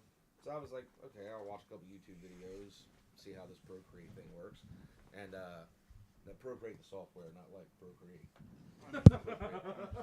But He also watched that on his iPad though. yeah, that's through a different browser. But That's obviously a lie. Incognito wasn't So- invented. I said, "Yeah, I'll give it a shot." So I kind of painted. The first thing I did was a Gambit piece from the X-Men, and it was just a hand holding a playing card, and I was like, "That's kind of cool. I kind of dig this painting thing." And because the iPad took a lot of that frustration away, of you're sitting there with a conventional piece of paper and a pencil and paint or whatever, and when you fuck up, and you're like, "Fuck." And you crumble it up and throw it away, and you're like, "Screw it, I'm just going to go back and play Super Mario Brothers or something." With the iPad, it's like, no, you just double tap it and it undoes it. Which is exactly why I have that in my wall. Alright. I could imagine the fucking struggle. Right, and I didn't do that. I seen the first version of that, which Right. was really rough. And I didn't start really doing the conventional sketching first until later. Probably about 2 years or so after I started doing the more digital stuff and having the prints. That's when I kind of went back to the pencil and paper. He's food motivated. Because I still liked the feel of the pencil on paper. Apple Pencil on iPad it's different. It's plastic on glass. There's no texture. There's no drag. You can't really feel it, but you get used to it. So I did that piece, and then I did another piece, and then one day I was back over at my brother's house, and I forget to mention I was hopped up on hydrocodones because why not? So that's when I was just kind of into it. You know, I'm just like, yeah, I'm feeling good. I'm doing the thing. And then my nephew comes over. He's like, man, you should sell those. And I'm like, you know, gonna buy this shit. Well, people buy this shit. So after I found something, I'm calling it shit. It's all over my house. You got shit all over your house. But Odin. You fucking asshole. But no, then I was like, finally, I was like, okay, I got something to sell. Okay. So, you know, me and my buddy, the guys that actually run this Harrisburg show, they actually run a show in Hagerstown where I'm currently living. Wait, and, wait, no. Oh yes, that? he said it. Yeah. Yeah. Yep. Continue. We'll circle back. Okay, we'll circle back. Yeah. No, they throw a I'll show. give you something to talk about then. Okay, cool. What the Yeah. Yeah. So, I was led to yeah, believe it's you one of my still live in favorites. Texas. Yeah, no. 'Cause I've been to Hagerstown a time or two. Yeah, I'm sorry about Cole and I grew up in Chambersburg. that. Okay. We can Hey, talk all when night. you telling people We that talk- shit we- about we- me, that's yeah. a slander No, and a lie, sir. I'll slip in. I'll Oh, slip into Mr. the Philadelphia, accent huh? anytime you want. Okay, Like, okay. We'll get there. Well. I'll do it. I'll do it. I was told no racial Harrisburg, stuff, no HBG, born homophobic and stuff. raised, son. Yeah. So I- we may not circle back to that. When the not live button goes in, fucking have at it. Fucking Hagerstown. I Yep. did not see that coming. Nope. Yeah. Oh, I Well, thought I'm you were a up here from Frederick Texas. boy. I was All right. basically raised in Frederick, Okay. Maryland, and kind of moved west. Now I'm kind of looking at West Virginia because I'm just tired of paying state taxes. Yeah. But hey, man, I gotta keep I'm not blaming you. my pockets I fat. just, there better be chances. Maryland is just getting so damn expensive to There live. better just be times for us to see you. Oh, That's there all will I be. care. There will be. Oh yeah, I'm Yeah, still gonna yeah. do my PA This shows and friendship stuff. doesn't end when you go to West I'm not Virginia. like talking moving to like Philippi, West Virginia or something. I'm talking about like right across the line. No, my parents, my dad's family is from Clear Spring Okay. and the corner and all that part of like where Southern Franklin County meets Frederick and Montgomery County. Yeah. Paul, can we talk So, about what yeah. you did for Bolt I've Fest? been Is that around. allowed? So I know you take a lot of time, but so we had commissioned you to do a piece. Well, Cole did. Cole's idea to commission you to do a piece for Holdfast, That's right. and you did that quick. Was that all digital art? It was all digital art. Yeah. You burned through that, and it was fucking flawless first pass. Like Cole's like, "Do you see any issues with this?" I'm like, "Dallas did it. Probably not." Like, I kind of like kicked it to you, and I'm like, all right, typical like designer shit. I'm like, I'm gonna see something in like 2 weeks to a month, and like 2 days later, you're like, what do you think? I'm like, oh shit, Kevin? You said it, and he reached out to me. He's like, "Holy fuck, he's fast." I'm like, "Yeah." Well, we were talking back and forth, and of course, I thought the pigeons had to get the Texans back. yeah. Like, I was. And smoke signals. Honestly, that's why I thought it was. Did you grow up in a fucking Amish village? What the fuck? I just fucked. Oh, I I grew up in literally Jamestown, picked. close I enough. just picked my drum kit up from an Amish fucking village. No shit. Oxford is fucking wild. Yeah, we had I was definitely. gonna say you paused. basically did. We had talked about it, and we were throwing some ideas around or whatever. And I'm the kind of guy that if I could see it with my mind's eye or whatever, that's when I get excited about it. And we were talking.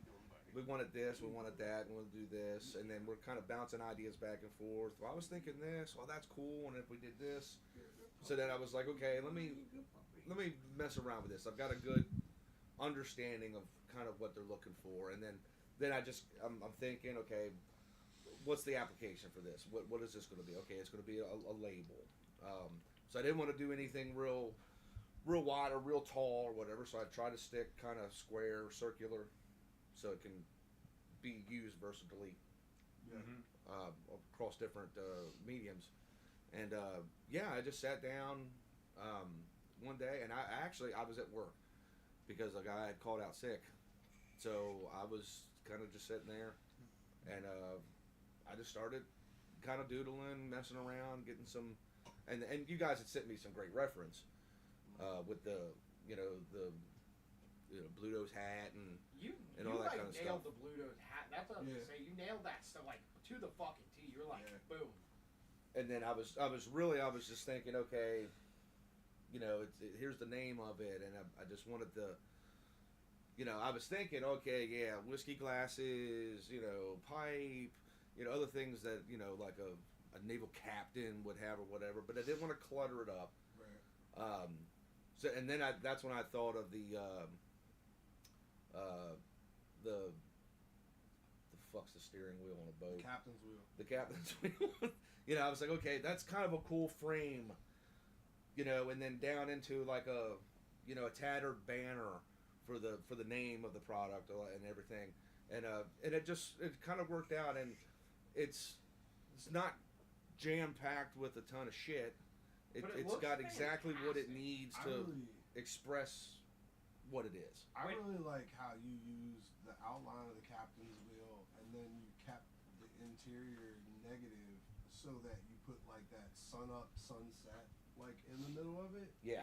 And that was such a glorious touch where it was like this like dawning of this scent of this And smell. that same color carries from the wheel to the front of the hat. Like there's those two focal points that pull you right through. I had originally had it set as white, and I thought it was just a little too simple. And then of course, you've got the wood from the captain's wheel, and then you've also got that gold inside the hat with the anchor, and I believe I also put like the little beads or the little gold rope around the brim. I can't remember, but no, it was just the little studs. You added like the little stud on the side. Yeah, the dot to the side, the stud was a good touch too. And I'd originally done it as black and white line art, and I really do not like my line art. I'm more, my style is more. If you look at a lot of my artwork, a lot of my prints or whatever, there's no hard black line. It's not like comic book art. Well, it's a painting. Even with your sketch, you do comic book stuff though. I have done and some. They look fucking awesome. Which one? You keep pointing over there. So if you look, there's an all white piece. That is one of his Yes. by hand sketches. Okay. So that's see. like one of his rough drafts. All right. So that's the one I was pointing at. So the all white piece in the wall. Okay. But then the final piece, I believe, is back here in the Yeah, kitchen. if you go into the Sorry, kitchen folks. and look, Yeah. if you look I'm just near the trying to- refrigerator, there's a bright orange like Freddie Michael one. Right next to it is the finished digital Alright. art version of that. Fair enough. All right. But yeah, like I said, and I had fun with that piece. Again, I don't do a lot of line art, and I didn't really like that piece until I actually started putting some color in it and putting some highlights and shadows in it. That's when I really started getting excited. Opening that door for a Popeye Bluto shadow box. Yeah. I definitely kind of like was looking at Kevin like I don't see anything wrong with this. Yeah. There I'm was. used to getting things and being like, all right, here are my notes, and I'm like, I don't have any notes. Should we sit on this for a couple days and then get back to But, him? and Like, it was the what are we same, supposed like, to the do? conversation was him going, what do you think? And I'm like, I think it looks good. I don't really see any issues. And he's like, yeah, I think the same thing. A couple days later, he's like, yeah, I was looking at it, and I don't see any issues. I'm like, me either. I'm like, and then, like, we come to the end of the week, it's Friday. It's like, yeah, I think this is it. I'm like, cool, because I don't see any issues with it. Yeah. There was one issue with it, and that was just me being OCD. The hat wasn't centered very well. It was kind of off to the front, I think. There was just a little bit too... It was a balance issue for me. You had the bill of the hat that put more weight I'm pulling it to up. the front of the image, and I had to... I slid the hat back a little bit just to... See, Again, in my mind, it looked like the hat just wanted to tip and fall off of the See, scroll. but like so I see what he's talking about, but like the volume of the hat, like I feel like the volume of the hat, how big you makes it, offsets what you're seeing. Was that the first one, or was that the final one? That's the final. That's the final? That is the Do you final. have the first one still? If it's in this chat, I should. Should be. Maybe no. That's the only one you sent us. That was the first draft. There's the link. And we were like, no, I uploaded it to the. Yeah, I uploaded it to the. I don't think I sent you a final. I made the adjustment oh no, yeah, you did the drive. So and then sent it to the Google Let Drive. me pull the drive up. Yeah, and you can see because I think that one it looked like it was a little too far to the front still. Because there's.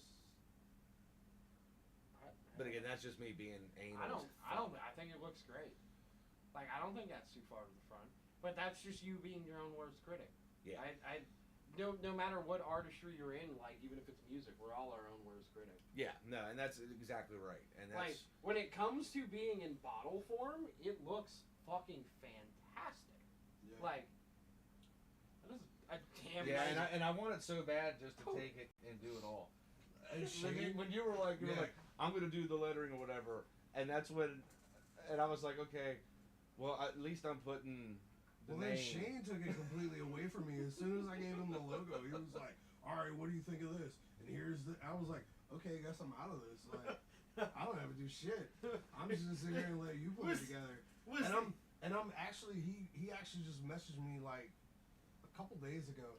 So I'm gonna have like actual sample bottles and product this week. Cool. And I wish I would have had it before we got to this because it would have been. Yeah, it great. would have been If I could have been like, surprise, bitches! But I'm gonna get them next week. So And I really like when we added to the bottle, the art was by Dallas. I was like, yeah, that's fucking. That's yeah, sick. that was one of the things I kind of insisted upon. I was like, I need you to put like art by Dallas Pritchard on this logo because I want to give that touch to it and I want to give that homage to you that you took the time to do that for us and I appreciated it. It was so good. Like, the turnover was fast. And I brought that up because you were like, yeah, I'm not really into the digital art. But you, like, threw that together so damn quick.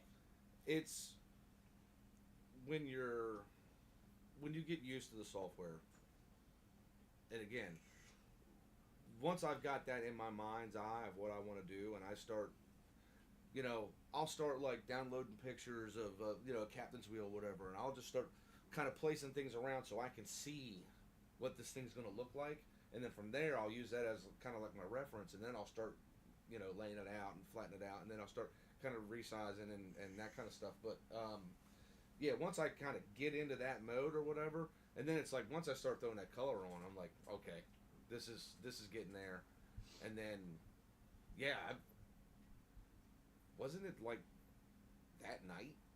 It was quick. It was really fast. quick. It was really either that fast. night or it was the next day. It wasn't Really more fast. than like 24 hours. And you're like, boom, here it is. And we were like, holy shit. Yeah, because I was gonna sit on it for a little while, and like I said, and let it marinate, and then figure out because I had initially I thought okay, it was cool to just have a captain's hat with just a beard underneath of it, maybe a pipe coming out of the beard or whatever, but no face, just that. I thought that would look kind of cool. That would have been funny as shit if you would have did Cole's face. But yeah, once I did that or whatever, and sometimes you got a feeling, and it's like I was gonna kind of do like 2 or 3 different kind of variations, like thumbnails for you to look at to say, well, Oh, Jesus. which God. which way do you think you're going good with this? And but Oh, Jesus Christ. you kind of just have a feeling when you kind of nail it, and. No, you nailed it. And I thought I had nailed it. That's why I went ahead and submitted it to you. I was like, I'm not even going to do 2 or 3 different ones. I think this one's going to be the one. So, I want to talk about this, because Dave was talking about your artwork and your style. And one of my absolute favorite, it's this and Creature. But this one takes the cake for me, the top tier. Like, when I look at your artwork, this piece of artwork is the one that I look at and go, holy fuck. There is so much in such a simple piece. This piece was Right. one of my That favorites guy. for the longest time. That piece is absolutely insane. It's really hard to see, in the dark. But I did a series of like the Universal monsters. 100%. Like, Alexa, change strip light to white. Okay. The detail on that is absolutely insane. Well, I'm gonna enjoy it while you're talking. So, fuck you. I'm just gonna be here while That's you're fine. talking. You can hit Dallas up Yeah, on all go of for it. social Now, media, and this Facebook, is- Instagram. And again, this is not like 100%. This is a, I would call this, it's not a mixed media piece, but it's kind of different resources, like the newspaper print. I didn't draw that. I kind of laid that out, Yeah, no. copied, pasted, and did From that. It just kind of found like a news article from like an old newspaper, and kind of brought that in. But then from there, you kind of do the cutout. Because it wasn't torn at all. Sure. The moon, that was reference. You bring that out, but then you take your brush, add a little glow to it or whatever. But the hand is all, it was all me. I was like, okay, I wanted to do, like I said, Universal monsters. So I had, the Wolfman, Dracula, Frankenstein, all those guys. I think I did a total like 6 of them. The cool thing about the software that I use, Procreate, is it gives you a lot of specs and details about the piece that you've done. How big it is. There's some kind of video playback, so you can see, kind of a slow-mo time lapse of So you it working on the keeps piece. track of your edits. And it keeps track. It keeps track of everything there. It also keeps track of the number of brush strokes. Okay. And that piece has over 30,000 brush strokes in it. Just from me sitting down doing all the hair. I was It's gonna not say, like some if I crazy. recall correctly from last time you were on, every hair is a fucking Yep. stroke. Man. Every little hair there is a stroke. And then not only that, So it's your choice to make him exactly this hairy, no more, no less. yes, That's awesome. exactly. But then not only that, you've got the strokes in the mid-tones, but you've also got the strokes in all the highlights and all the strokes in the darker. Because I could have just came through and said, okay, we're just gonna highlight this white. But no, I wanted to see some of that mid-tone hair behind it. It's a layered thing. And about 30,000 strokes in that piece, and I think it worked out really good. Amazing. And Appreciate it. I brought that one up because that's the one, like, when people ask you about it, I notice you get the most giddy about. And I love it because that's one of my favorite movies ever. The next piece that I brought down is my second favorite movie ever. But it's still another statement piece from you. Like, I love things that are in color. Like, you add touches of color. Like, your Dracula one in my kitchen is fucking amazing because the color is in the right places and not a lot. Your It one, it's all black and white. It's up there on the wall. Just the balloon is red. And, like, when you do color, you have a certain way about doing it where it's there but it's not the visual cue of the image. Like, when I look at the It picture on the wall, I'm not drawn to the balloon. I'm drawn to the hand because of the contrast of the whole picture. But that one was the first one when we had met you where I was like, holy shit, that is fucking awesome. And that It piece, the funny thing about that is it looks like it took me forever. It does. It didn't? That thing took me about an hour and a half. Really? It just, when it flows, and it just happened, I've had But the thing, like, everybody says hands are the hardest thing to do in art. they are hard, and you definitely have to use reference. I will go do Google searches. Is that new It? That piece would be new It, right? That piece would be new It. I think because of the frilly. Does that mean Skarsgård it? Yeah. So it'd be the newest generation of It, Maybe. not the 80s Yeah, TV with the It. frilly Yeah. frilly sleeve like that's probably Well, the newer 80s It. TV, it had that frilly sleeve, but it was just a different. It was like the kind of the round Yeah. frilly one. This was more of a lacy, girly sleeve. I don't know.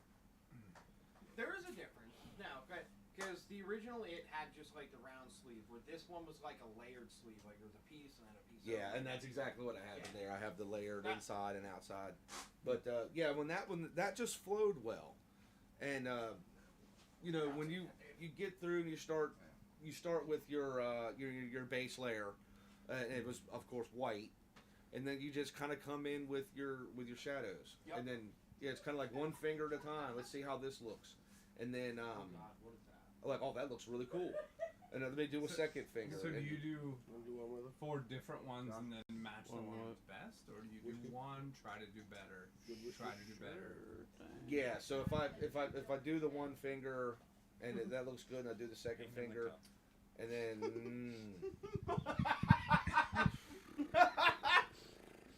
I don't even.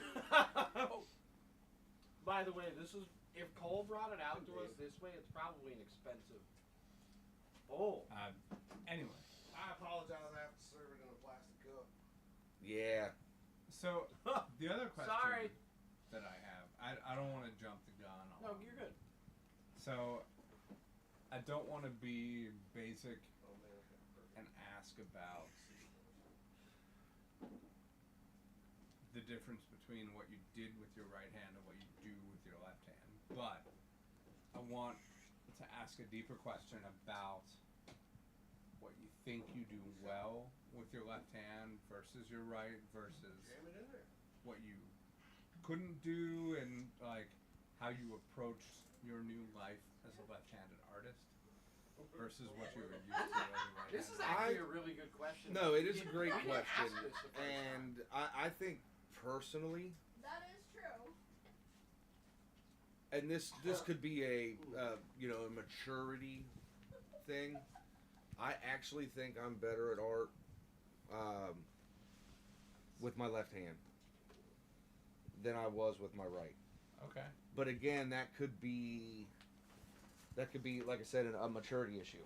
Fair enough. The fact that I kind of it was 27 years ago. I was 20 years old. I'd been drawing since I was like 4 years old, and you're always trying to copy your heroes and this and that or whatever, and you never really had. Hey, fuckers. Now, is this a sip or Stop interrupting. No. This is a sip. Sip. Everything is. Cilantro, my brothers. Love you all. We don't. Cilantro. We don't. Love you all. smells like my father's poker games in the 80s. I It's gonna think taste You're like welcome. Oh God. Dallas is like, I was good with the 5 Saints. Everything after this hurts so bad. It does hurt. No, this is awesome. Oh, so smooth. But anyway, It's smooth. So God damn, smooth. this burns. So smooth. I think if I would have Has had, been- zipping it. People say. I think if I would have had the It's smooth. seriousness that I have now, the patience that I have now, Josh got it. I think my right-handed art would have gotten a lot better. It It's the just didn't get a smoothest. chance to. Sure. Oh my fucking. So, and I do have some examples. I should have brought my art book. Damn. You should have brought your art book. You should have brought me that fucking. Gonna be Santa Claus soon. Get some rosy rags Yeah. rolling. I kind of went through and curated a lot of the older stuff that I had done. My mother, a while back, she had given me a bunch of stuff that she had in the basement of mine, and it was some drawings that I did in high school and even 5th grade. So I actually scanned those and I put them in, and I kind of did like a progression of, hey, this is what I did in 5th grade. This is what I do now. Kind of as a, don't give up. Your shit will get better. Sure. But I honestly, it's hard to think about that because, like I said, I don't have the right hand anymore. Do I think my art would have gotten to this point? I don't know. I think me losing my hand was almost a. It was almost like a Reinvigoration. kind of life saying, "Okay, fucker, what are you gonna do now? Here's a challenge." That was the question that I was building towards. Is would you have still a watershed moment, a milepost, whatever you want to call it. Like it was a very distinct change in direction. Yes. And so it's fair to ask, I think, whether it was the kick in the ass you needed, or were you driven enough anyway that now you just figured out another way to make it happen? I think it was, well, that's a good question as well, because When it took Forgot me to tell you, when 20. Dave comes, questions get harder. That's fine. Because okay, I really started taking this a little bit more seriously in say like 2018. So we're talking 20 years.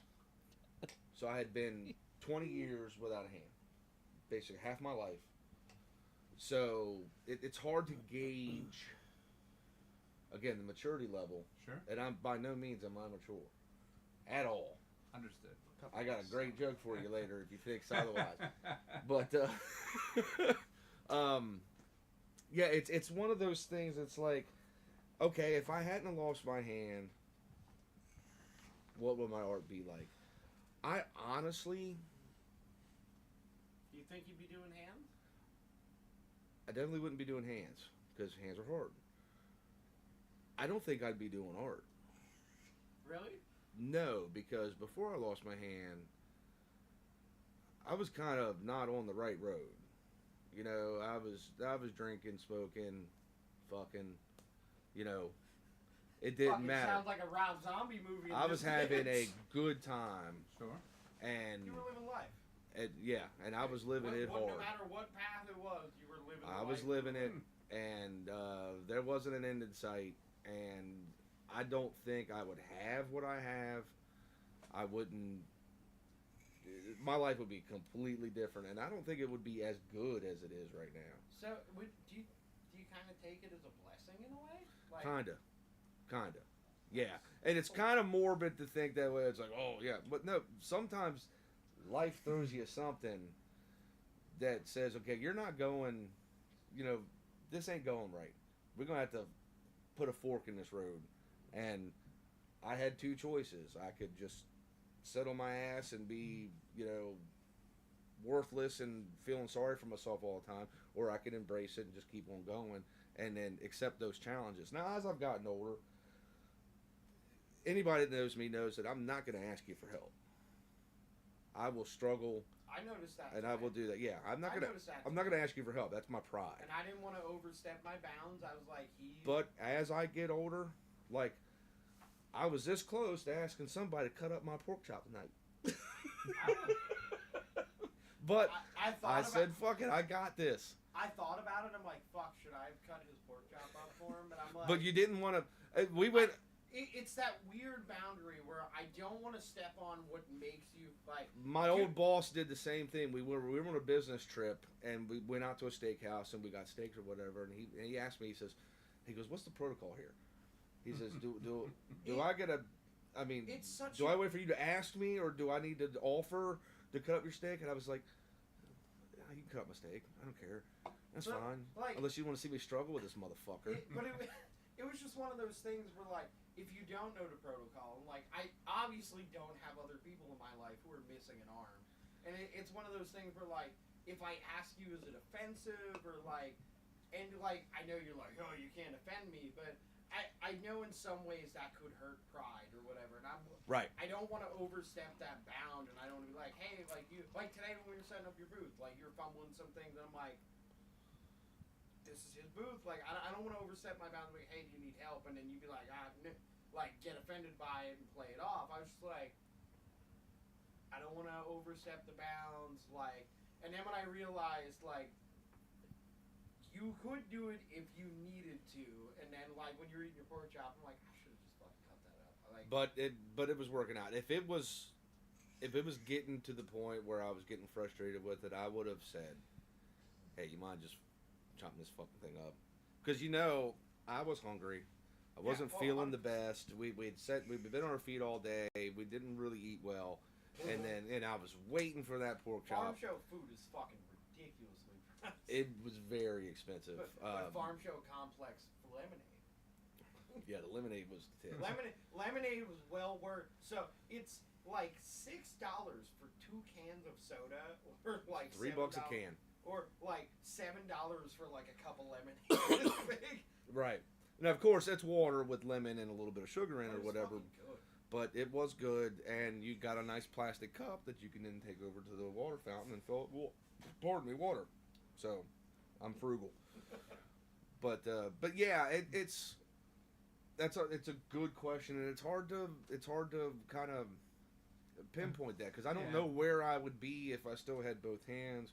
Would I be in the position that I'm at? And it's not that I'm any better or any worse. Me not having this hand made me grow up. I was not grown up at 20. I think that's a fair point, where I apply that to my own life and understand that at 20, at 24, at 27, was I really had I reached full maturity, looking at the decisions I made at age 20, the decisions I made at age 24 and age 27, the maturity level is an important factor in that conversation, to where I was not the same person that I was at 20 and 27, and I didn't have to go through the experience of losing a limb. And so to have it happen at such a formative time is a sliding door, unanswerable question. And that's why I find it so fascinating, because it forces you to look inward and be honest about who you were at those stages in life. Mm-hmm. You know, I think to myself, I don't think I'll ever have life figured out, because that's a larger socio-political conversation. But just from a pure, handle your shit on a day-to-day basis maturity level question, I did not have that figured out until well after I was married in my late 20s, early 30s. And so I tossed that out. Well, and that helps too. Yeah. That helps as well, because you don't only just have yourself to think about. I'm kind of old school, I'm chivalrous. I'm the man. I'm supposed to take care of my woman. I'm the breadwinner. I'm gonna make sure that I'm doing what I gotta do to make sure we've got the rent paid, and make sure I've got food on the plate, and all that kind of stuff, or whatever. And that kind of weighs into the whole thing. I think that, again, if this didn't happen or whatever, it would have taken me longer to kind of grow up. It was a smack in the face. And then I actually had to stop and think, okay, there's only a couple things that I probably can't do. I can't clap. But yeah, I'm the but and I don't really You got clap. the chest clap. Yeah. No, you can chest clap. I could. Golf clap. You ever been to a concert and you can... No, I'm at a There's concert and no- I think it's good. I'm like, yeah. That's a But clap. it is a clap. But it's a weird clap. And sometimes it does kind of get to you where you're like, I'm just not going to do anything weird. Like I won't wear a suit jacket because it looks weird. And you just don't want to wear a prosthetic? Is that, or... I have one. I was going to say, is it like you can't afford... When you've been doing this as long as I've been doing it, And it doesn't I help. didn't want to be the guy to be like, oh, is it that you can't afford one, or is it just that you choose to be like, hey, this is it, this is what you get? I've got one. I've got a fucking kick-ass one. I've got like a Luke Skywalker arm, dude. Mm-hmm. And Do you think fingers. it would be more awkward to just be like, look, I'm missing my arm, or you go to hand somebody something with a fucking robo arm? I feel like if you were to ever hand something to me with your prosthetic on, I would be like, holy fuck. Versus the way I first met you, just as you are now, I was like, oh shit, It's all marketing, dude. It's all marketing. He goes It's home, my he's brand. He's like, God, I'm so tired of not having my other arm on. Fucking. But that's the funny you thing. have, It's one of the ones that work on your nerve Uh-huh. neurons, you can grip shit. Yep. Oh, Yeah. Why didn't you bring that with? That's cool as shit. It's like I said, How does that work? it's not comfortable. Obviously. It's not really reliable. It's And slow. Do you have to wrap like your stub up so that it doesn't get like irritated from it? No, it's really just kind of like medical silicone or whatever, but it's got these points of contact, little, like, let's say To me, thumbtacks. Let's say like somebody say inside this cup, and you took a thumbtack and you pushed it in this way. To So you me, got these like little your round nerve nubs. endings? So Yeah. what it does is you calibrate it. When you first put it on, you do a little calibration, and it's like open the hand, close the hand, open the hand, close the hand. And when you do your flexing, it says, okay, what signal do you want to send when you want to close that hand? And generally, it's like rolling it in like that. And then, okay, now open it, and you roll it back like that. Because I have a lot of muscle movement in here, and it just picks up that signal and says, okay, when I go like this, it's going to open the hand. When I go like that, it's going to close the hand. And it's fine, again, but it's slow. But it looks cool as shit. So that's kind of cool. I use it more as a costume than anything. Because I personally, like, I've seen you a bunch. We've been friends for a while now. It's been a few years. So did you scratch the inside of that hand, or did you Yeah, I scratched my palm. So we. That's a fair question. No, it is a fair question. We'll We were talking about that earlier. Yeah, we'll get into that conversation. Sorry. So, like, you put it on, and it works off, like, your nerve endings or whatever, but slow or, like, because I've never seen you with it. It's never been with you. Is it just something that it's that uncomfortable? The to, newest hand that I have is actually pretty legit. I can sync it to my phone. And there's custom grips. Masturbation. There's the middle finger mode. And literally, there is the middle finger mode. Is there really? Yes. Why'd you look at me? Because if Cole Brown had a prosthetic arm, it would always look like this. Oh, every night would be the stranger. We had Now, that wait, conversation would you earlier. use your other arm to hold it so it would be like a stranger, or would you leave it on? No, I would use the prosthetic. I arm. feel like I'd be jerking off. Well, I with would say, but prosthetic would you hold arm the would be prosthetic awesome. with your other do arm? that because if it glitched, Perhaps. you'd get a good squeeze. And Happy. next thing you know, You go from a prosthetic arm Mama to had a prosthetic baby arm and its head hand. popped off. But no, it's Oh god damn. it's a cool toy, but it's not very practical. Is your newest one still like slower in mechanics and Yeah, stuff? I'll tell you the one that I actually liked the most was the original one that I had that had the it was just a claw. So just like It was just a claw, and it had a cable that kind of went up around to my shoulder.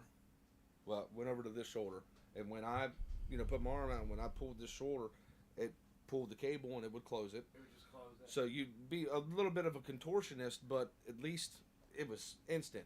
Yeah, like you can do it and you would grab something. Yep, and like, then you can. You knew by the movement you were You would, doing. yep, you would feel it. tense up and go this way, and I'd reach over here, but I'd have to make sure that I bring this shoulder around to keep that cable tense, or I'd drop that, C4 on the ground and boom. But no, even with that one, it really just slowed me down. It was easier for me just to learn how to do this shit with my left hand. The one thing that you're never going to get used to is wiping your ass with your non-dominant hand. I should start practicing. It's the honest truth. Cole, have you ever wiped your ass with your left hand?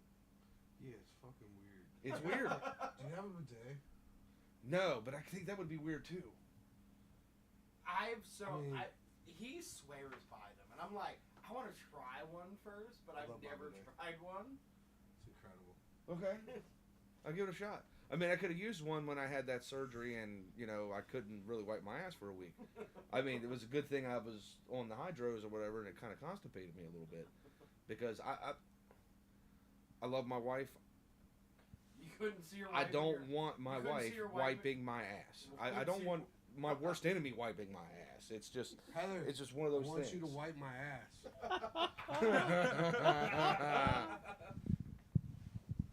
Wipe my ass. Cole's gonna be a vegetable, and That- he's still that's gonna have a fair- sign. He's gonna have a shitty ass. that is a weird kink. I just want to be in a car accident and have brain damage. Just come out just like Who is the royal ass wiper? Who is wiping my ass? I will not wipe my own ass. The captain does not wipe his own ass.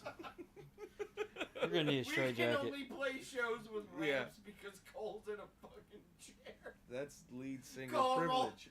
that's the lead singer, yo. That's lead singer Cole privilege. rolls up on stage with his fucking chair, and he rolls up to the mic. I'm gonna sing a song, but first Kevin's gonna wipe my ass. Who came to fucking rock? Oh! Lucas comes running Who's out. here to wipe my fucking ass? Lucas comes running out with his acoustic and sets on his lap. Fucking strums it for him. No, he just needs help wiping his ass. He can do the strumming. He's got a bidet. He's all right. Yeah, but if you're a paraplegic, the bidet ain't gonna help shit. You fucking really. get a voice activated one. Yeah. I can't imagine it. If I was paraplegic and I'm sitting there like What would you trying to call? like lift my toe up and like be like flip the switch. You need that Alexa-driven Christ. exoskeleton. Alexa, activate bidet.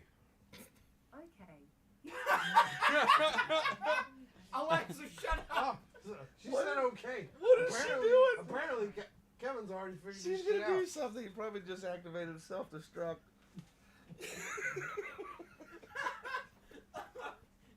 I'll get you next time, Gadget. Why Yeah. do you not have Inspector Gadget art? I think I Dr. Cole. Fair enough. I got Go Dr. Cole. gadget ass wipe. Oh, this fucker told me earlier that this person that was dressed as Carmen Sandiego. Gadget? Oh my god, yeah, you missed this shit. So I went to the bathroom, and there's this girl standing, like, in front of the hallway, which I thought was, like, this female slutty, like, gambit. Like, long jacket, kind of, like, puffy hair.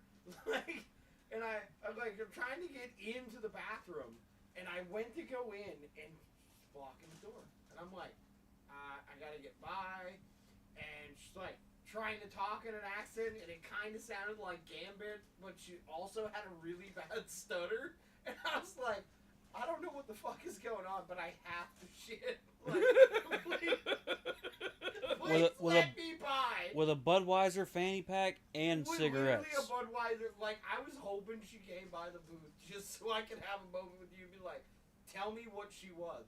She was Carmen Sandiego. You want to know how I figured it out? I went in and took a shit and came out, and her boyfriend met up with her. And he was who? Just him. But I thought she was Gambit. Like, she had the long brown coat, and she had, like, this, like, neck thing on, and he's like, Carmen Sandiego. yeah, she was Carmen Sandiego. Holy shit, But, like, how old is that? Budweiser fanny 90s? pack, and she's, like, trying to talk, and, like, I was like, hey, can I get by you to the bathroom? She's like, you know my name? And I'm like, is she fucking Gambit? like and I was like, I felt awful, one, because, like, I didn't know how to interact. Like, my brain was immediately like, oh, what the fuck is going on? And I'm like, I don't know if she's special. I don't know if she stuttered because she's an introvert.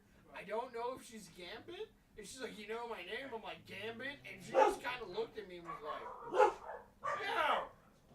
She just kind of looked at me like, Well, like, I had to slip under her Odin. Odin! Dude, it was awkward. well, it's like that ghost face that came up. It was actually legit. This ghost face comes like, up. yeah, no, she was legit, like, to the point she had 1991. she had the glittery cloak. Like, legit, Right. legit. She comes up, and we're like, hey, how you doing or whatever. She pulls out her phone, and she, like, types some stuff, and then it's Ghostface's voice saying, I'm doing good, blah, blah, you know, whatever. And I'm like, first I'm thrown off. I'm like, okay, that's a fucking legit costume. But I'm like, she mute? Yeah. You You don't know you how to don't fucking interact. know. It's like, I've seen people that you know kind of talk with their phone or whatever. Or are you just fucking? Or are you just that fucking good? Like, but here's the thing. She came back when you were gone. No mask on. Yeah. To talk to me. She was super nice, super kind. I was like, she's like, see, sorry, my face is ugly. I'm like, I looked at her. I'm like, you don't need to say stuff like that. That's not necessary. Yeah, no, it's like, all good. But like, I get it. I have my Myers fucking cosplay. Like, it's literally right above your fucking head. Mm-hmm. Like, when I put this bitch on, I don't talk to people. Right. Like, Yeah, that's your thing. I mean, it's. When I put this on, I'm Michael Myers. I don't talk to people. Like, that is the character I embody. Like, I put a lot of fucking money into making this happen. And you're in character. When I do it, like, that's my moment where, like, I'm there at the con, I'm in character, I don't really want to fucking talk to you. Like, take a picture with me, that's cool. Like, I'm super humbled. Like, when I've gone to Creature, there hasn't been a Creature feature or anything I've wore this to, where people are like, yo, let me get a picture. Like, that is humbling. Because I'm like, I'm doing something right. Like, I've taken a lot of pictures, but, like, I'm not going to have a conversation with you when I'm in this costume. No. Like, I'm true to the character. Clearly, if you can't tell by the goddamn, all the fucking Halloween autographs on this wall, I'm a huge Halloween fan. Like, it is the first horror movie I've ever seen in my life. And you want to know how I've seen it? AMC's Fear Friday. When they used to run Fear Friday through, like, the end of September and October, when they used to run that all the time, I got to see Halloween 3, which I personally fucking love, and there's not enough shit about that movie, Season of the Witch. Like, if you went full bore and were like, hey, like, if you did a Halloween Season of the Witch, like Silver Shamrock fucking shadow box, I would be like, fuck yeah, that's awesome. Because it's underrated as shit, but, like, I get it. But at the same time, I agree with you. Like, are you mute or, like, whatever? Like, you talk to somebody who's Ghostface, and you just expect them to talk to you because Ghostface Spock. Like, when she whipped her phone out today, I had the same reaction as you. It was like, and then she did it. Like, me and you looked at each other like, okay, that's fucking cool as shit. Yeah. But, like, we both left that conversation like, are they legitimate? Yeah, we were confused. we were either A. And here's where my respect comes in on that. You were either A, into that character, and you just had that voice changing phone app thing, and you were just kind of text to talk and doing your thing, or you were actually mute, and you embraced the fuck out of that, and had the voice changing app on your phone. And I 100% respect. Like, exactly. Her costume was good. Like, knife, the proper fucking cover, like, it was glittery. Because a lot of people don't get that right about Scream. His original cloak is glittery. It's shiny. It's meant to be that way. It always was. And, like, when I see people who get it right, like, you're fucking awesome. You paid attention. But, like, no, I get it. Like, there's part of me, like, when I put the costume on and I grab the prop knife and I put the coveralls on and I put the boots on, like, that's it. I'm Michael Myers. Like, when I do Halloween here, I put that costume on. I got big props I put outside of my house. Like, I put on a show. Like, I'm not gonna talk to you. I put the fucking candy bucket out. You come out and take shit. If you're old enough for me to scare, like Josh does it with me, I'm gonna scare the shit out of you. Like, I'll stand there in the fog machine like a statue all day long, and it works because I have the prosthetic eye. I look fake as shit. Like, I do the prosthetic hand. I remove my fingers. Like, it looks cool as fuck. I put a lot of time. Like, you've seen me in Iteration 1, and then you've seen me at the last time I seen you at Creature Feature Weekend, like, full bloodied up, full prosthetic. Yeah, burnt like, up, everything. Like, it takes so much time to do it, and, like, I get it. Like, yeah, when I'm in that zone, I just want to be Michael Myers. Like, I want to spend those moments taking pictures with people and having cool moments. Like, I met James Jude Courtney in that costume. And, like, so I had that mask custom done. That's a, having a brain fart. Trick or Treat Studio. That's a Trick or Treat Studios mask that I bought and I shipped out to a custom guy who did custom painting, and he does one-to-one screen matching. And, like, James Jude Courtney seen was like, that's fucking sick. He was like, that's on point. Cool. Like, that is a big thing for me. The only thing that sucks is, like, I did the eye prosthetic now, and when I did the eye prosthetic, I now need to handle it because I can't see. So, like, you think you put your face in a mask and you're only looking through this much space, Right. and then you cover one of your eyes, Like, Lucas... You're not seeing shit over here. Lucas handled me. I was like, you need to be on my blind eyesight. You need to be on my left side. I can't see. Like, once I'm fully up, like, I can't see shit. Like, you're my depth perception on that side. And, like, it's a reality check when you put it on and you put that on because, like, I think about what you do. Like, you don't have an arm. Like, that perception thing. Like, if I lost my, I'd be totally fucked. I need to have somebody walk next to me to be able to see where I am to judge. But you And, figure out ways around Yeah. it, and that's the thing, and that's basically what my life has been. It's been troubleshooting. How am I going to do this? How am I going to do that? You know, things as simple as driving a nail. Very hard to do with one hand. Did you ever get one of the hammers that you can put the nail on the top? Yep, Bam. got one of those. It It does work. Not ideal. It depends on the size of the nail. But so, I don't. Windows 97. I That's what wanna- I just heard. I want to say this and not sound like I'm tooting your horn because you're a friend. I watched you this morning. Like, I helped you set up your booth this morning. There's a lot of things where I was like, I would love to see how you do it with one hand. And you're just, like, you're so capable without even having a prosthetic arm. Like, you're so quick to just, like, problem solve. Like, you were having issues hanging things up, and you were quick to be like, bam, like, this is what I got to do to fix this issue. And do it. And it's honestly inspiring. Like, to see you overcome something that's such a big fucking loss. And just be like, bam, it's like how I set my booth up. Like, I didn't help you much besides taking shit out of a box and putting pictures in the thing. You did it. And that's where the yourself. frustration comes along, and I again, I appreciate it. I appreciate when people notice that or whatever. But it has been most of my life, so you definitely kind of get pre-programmed to kind of know those things or whatever. But you know, it's the simple things, those readjustments or whatever, that it's just been a part of life. But I still get frustrated when there's like something simple, the simplest fucking thing in the world, that if I just had another hand, I could do that, and then I can't do it. And those are the things that piss you off and get me all riled up, and then I start throwing shit. Like, this morning, you were doing like hanging. So you guys haven't seen a shadow. Where's my phone? I'll show you guys his shadow boxes. Some of his shadow boxes have one hook point, and some of them have two. And some of the things I seen him do this morning, like, I tried not to help him as much as I wanted to. So some of these shadow boxes are big. So like these are two Lion King shadow boxes. On each side of those shadow boxes, there's a hook that goes in each screw hole that he hangs up. Like, I went to go help him, and he already has like what he needs to do. Like, he has it held a certain way, and he puts both hooks in. And there was points where I seen it fail, where I can kind of see the frustration on your face, where you're like, motherfucker, like, just go on the hook. But then there was also a side of it where, like, I went to go help you, and you got it on your own, and I could see your face totally change. You're like, yeah, fuck yeah, I can do it.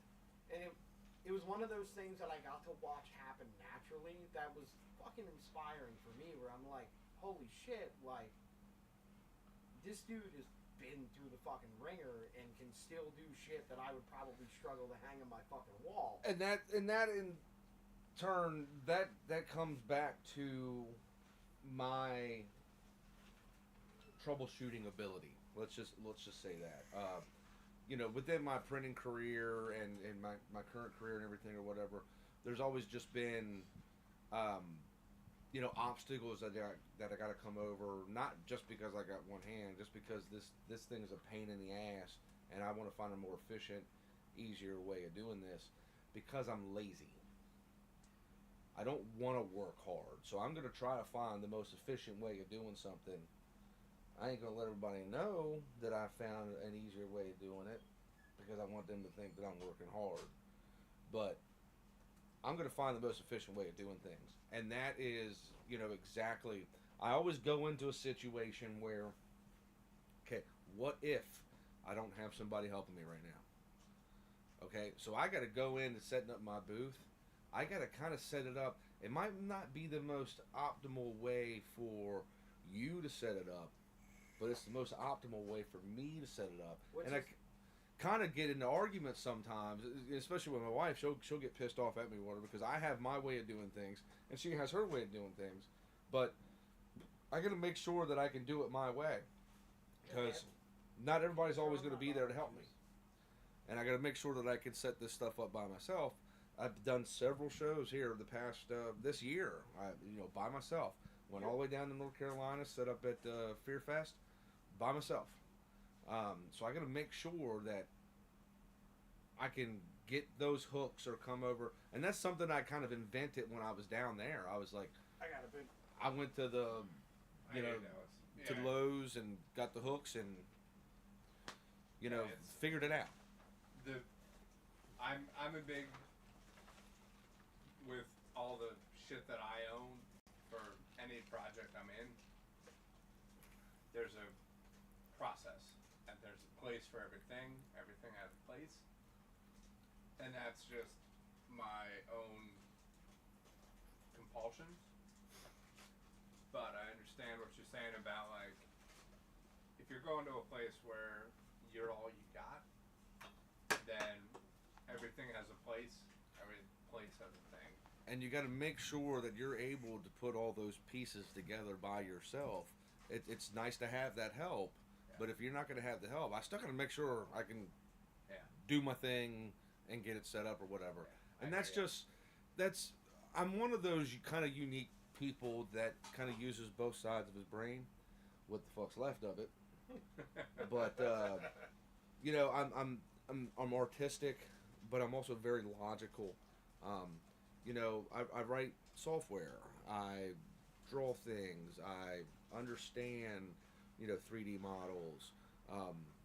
When there's a problem, at work or whatever, I'll write some software to, make life a little bit easier for me. But that's all just, it's developing that plan. And that's like the software developer in me. It's like, all the conditional statements, if, then, this, else, blah, blah, blah, blah, blah. I kind of go through life like that. I was like, okay, well, what happens if I get down there and I can't do this? Well, I got to have some type of backup plan. That's just me being me and being that troubleshooter. And because I don't like, 100%. and I think a part of it is embarrassment. Old fuck. What'd you do? But I think, I mean, to quiet those voices, it's also the proactive professional to say, I've been in these 40 situations, and I've learned these 39 lessons. Exactly. And so for the next 40, I'm going to apply them. I'm going to make sure that I've covered all these bases the next 40 times. Exactly. Dave, did you grab this? That's mine. Get the fuck out, man. Wait, you're drinking a cider? Dave is drinking a Time out. Dave is drinking a goddamn blackberry Go cider. get your You know what's fucking taking drink. even longer to Shut realize? up. Dallas and I are talking. Don't make it about you. It took you even longer to realize that Drunk Dave Don't make ate it about Doritos Can I have over Get there the fuck out. Go. and not on the couch. It That's wasn't, right. It wasn't on the couch. I can clean it I up was here. Can I have a wondering. I black thought Widow, maybe I had BO or something No. because he was sitting next to So- me. No, I didn't even Dallas notice and that I he had Doritos. he Dallas took his and I are conscience having and a used it to eat conversation. Doritos over there. That's I'm fantastic. respecting the rules of the house. I get that, Because man. of all the times Dave, I've you've been here violated how many the rules of times? the You house, know and this created- podcast is chaos. and Don't created- fucking give me that. Hey, pick created that up. the kind of rules You of the can't say house. that yet. Pick that up. Hi, Brady. Oh, thank you, lady. Because of all the times that I created rules of the house with my Oh, that was great. prior behavior, I didn't think I would see Bree again tonight. So I didn't see her. And then all of a sudden she's here, and now it's a thing. But you Lois- don't have Lois not Doritos here now, tonight. Don't, so 'Cause I ate you're them welcome back back on there. the couch. because I ate him back there. You can fucking sit on the couch, Dave. Like you're just floating all around. Where's the mic I'm pointing to? Is it this that in one, Omni? that Yeah. one's on full circle. It's on Omni? It's on Alright. Omni. No. Bree, Dave, I'm not a no where fuck. do you want to sit? I'm good. I ain't no fucking Then I'm rookie. gonna stay. How many times I had to do Here? sound for this fucking band? You Bree, sit I where love you. want. You If I wanna really sit want No, to sit, I stole I'll sit on I stole his lap. Josh's chair for a while. If I really want to sit down, He can stand to stand for a little bit. It's fine. There's a whole Why big can't you floor stand? space, or I can sit here, or if Now anything, do jumping jacks. Show these people. Oh, you done lost that spot. Oh, When can I so stop? zero. Dallas, We got the whole podcast for you to Kevin, finish. Kevin, sit down. Fuck you. So Sorry, Dave. I understand where you're coming from the Whack! perspective I'm of sorry, like Dallas. I'm sorry. everything has its place, and I optimize for the transport, not for the gig, because somebody's gonna be there to make sure we sound good, but nobody else is gonna help me fucking pack the van. Okay. So Shut the fuck up. until Kevin showed up, There's only one person who packs our fucking band, and his name is Buzz. van. Yes. Van. So Van. I want to make the van pack as easy as possible. And whatever we get out of that for the live show is what it is, because we're packing the van 7 times and we're playing the live show 6. Then cool. The van pack wins. And so I get what you're saying. That's the evolution that I go through with my con setup. Period. I don't think I've ever used the same setup twice. I'm always trying to kind of just evolve it and morph it into something that's a little bit better. And my biggest problem is the expansion of product that I do. You know, stepping out and doing more of the shadow box stuff, you kind of need a darker venue to display those things. So, you know, this venue that I'm in right now, it's nice. It's the PA Farm Show. It's huge, but they got these big ass lights up there. Right. So, but I have a 10 by 10 spot. I happen to have a 10 by 10 tent. So I set the tent up, blocks all the light. That's the current booth setup, Dave. And then I've got my grid wall that I kind of run around, and then I hang everything on the grid wall. Again, it's, you know, the next show might be a little bit different. There's certain things about this particular setup that I don't really care for.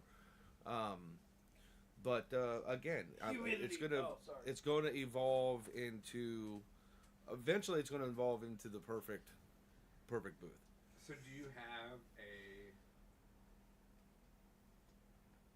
consistent, steady revenue stream? Do you have Patreon or a... No, sir.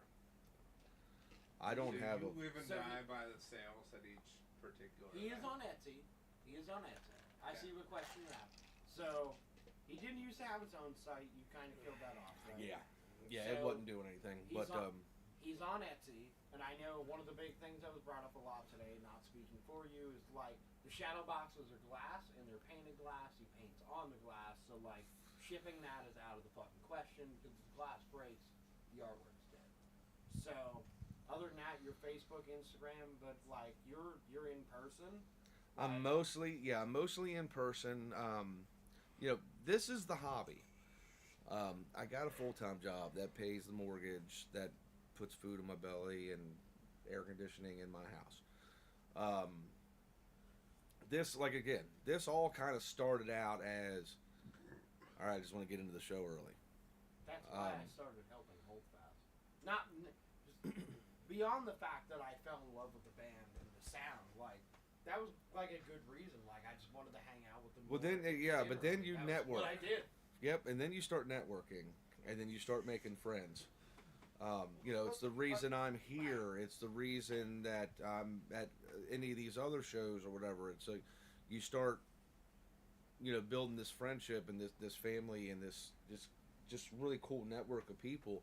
And then when they, you know, when they get some inside dope or whatever, you know, they kind of let you know, hey, we got this show coming up, or we got this and that.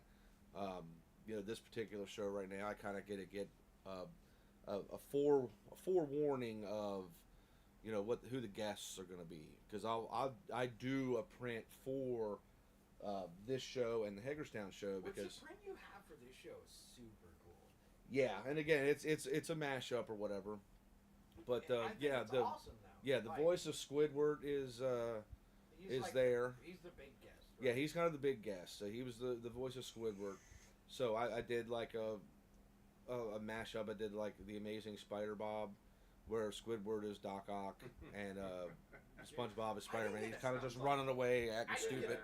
I should have got a picture of that print today because it is super fucking cool. Yeah, it's pretty. And, it's and pretty the neat. fact that you took like the comic art style and mixed it with the SpongeBob art style is amazing, and it goes to show like though Dallas does a lot of hands, like that was a big thing. Like the evolution of your artwork now is fucking huge. Like if I were to walk up to your booth now as a new fan, I would be mind blown. Like I'm a big Texas Chainsaw guy. I have Bob Elmore's autograph on my wall. He's one of the original, next to Hooper, who has passed away.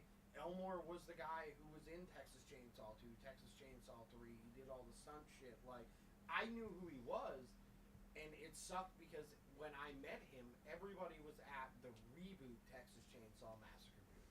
And, like, I respect that. That's cool. But, like, for me, like, Bob stood out because he was the guy. Like, he was there for Toby as stunts. He was there for himself. Like, he was the guy. And, like, me and Bree met Bob, and he was there. His handler was his fucking grandson. We met him at Creature Feature Weekend. I think it was the first year we met you. All right. And, like, he was super humble, like, he talked to us. He took pictures. Like, he had a thing that was, like, autograph this much, picture this much. I paid for an autograph for that picture because I thought that was super cool. Because, so in the picture that's on my wall there, Dallas, that is Bob. That is Nick Castle, who is on this picture. That is Kane Hodder. Mm-hmm. Like, it was all the original guys, and they all just happened to be in the Warner Brothers lot the day that picture was taken. So, like, I thought that was super fucking awesome. I was like, yeah, that's the one I want autographed. And even Bree was like, no, that's cool as shit. And, like, he took a picture with us. He's like, yeah, whatever, it's free of charge. Like, those dudes... Yeah, those were the days. Like, but those dudes are so fucking, like... They're so pushed back into modern shit that I'm like... When I got to meet him, like, cool. Doug Bradley. Like, most people don't give a fuck who Doug Bradley is at this point. Like, me, it was big. Kane Hodder was big. Kane Like, Hodder was fucking huge. Like, and dude, he kept, so above you, Dallas, there's a Chucky knife autograph. Mm-hmm. He autographed It's that. not Chucky! So it's just a butcher knife, but it's a purse. And Bree had it. She brought it that day as a purse. It was Monster Mania, this first time we had seen you in Maryland Monster Mania. Okay. Before you were like, hey, like, I'm done doing this shit. Before we had that conversation. He had autographed that, and it was just me, Bree, and our friend Kyle in line. And he talked to me and Bree for like almost 30 minutes, like super chill. Like we paid for one autograph. That's what we had. He signed that for free. He was like, hey, I'll just sign it. Like this. No, that is not how that fucking story goes. It was for his like he signed No. it. It was for Luna. Like he signed it for Luna. Like Bree's like, oh. Why did he sign it for Luna? Forget. Why don't you remind us? Why don't you ask? Why did he sign it for Luna? Don't you guys love being married? Not married. Not married. Basically are. But he signed Oh, that for gosh. Luna. So why don't you tell the Can podcast? somebody why- answer the question? I said that I was pregnant and I was excited to meet him. I put my purse down. He does the autograph. We are just chit-chatting because there's nobody else in his There's line. nobody in his line. What? God, there's nobody in his line. Like, he is Jason. Like, if you know Jason in any rendition, Kane Hodder is Jason. Yep. Go ahead. Bree, I'm listening. We were talking about when me being pregnant and how the pregnancy was going. And he's like, I said about her possibly being a bigger baby. And he's like, well, do you know how much I weighed when I was a baby? When I was born. And I was like, oh yeah. And I fucking rattled it out. And he sat there and he looked at me fucking starstruck like, holy fuck. Someone got it right. And Like, he like elated. looks so- Like, he got excited. And he grabbed her. Yeah, yeah. He He grabbed looks that over and purse and he was like, he grabs my purse and he's like,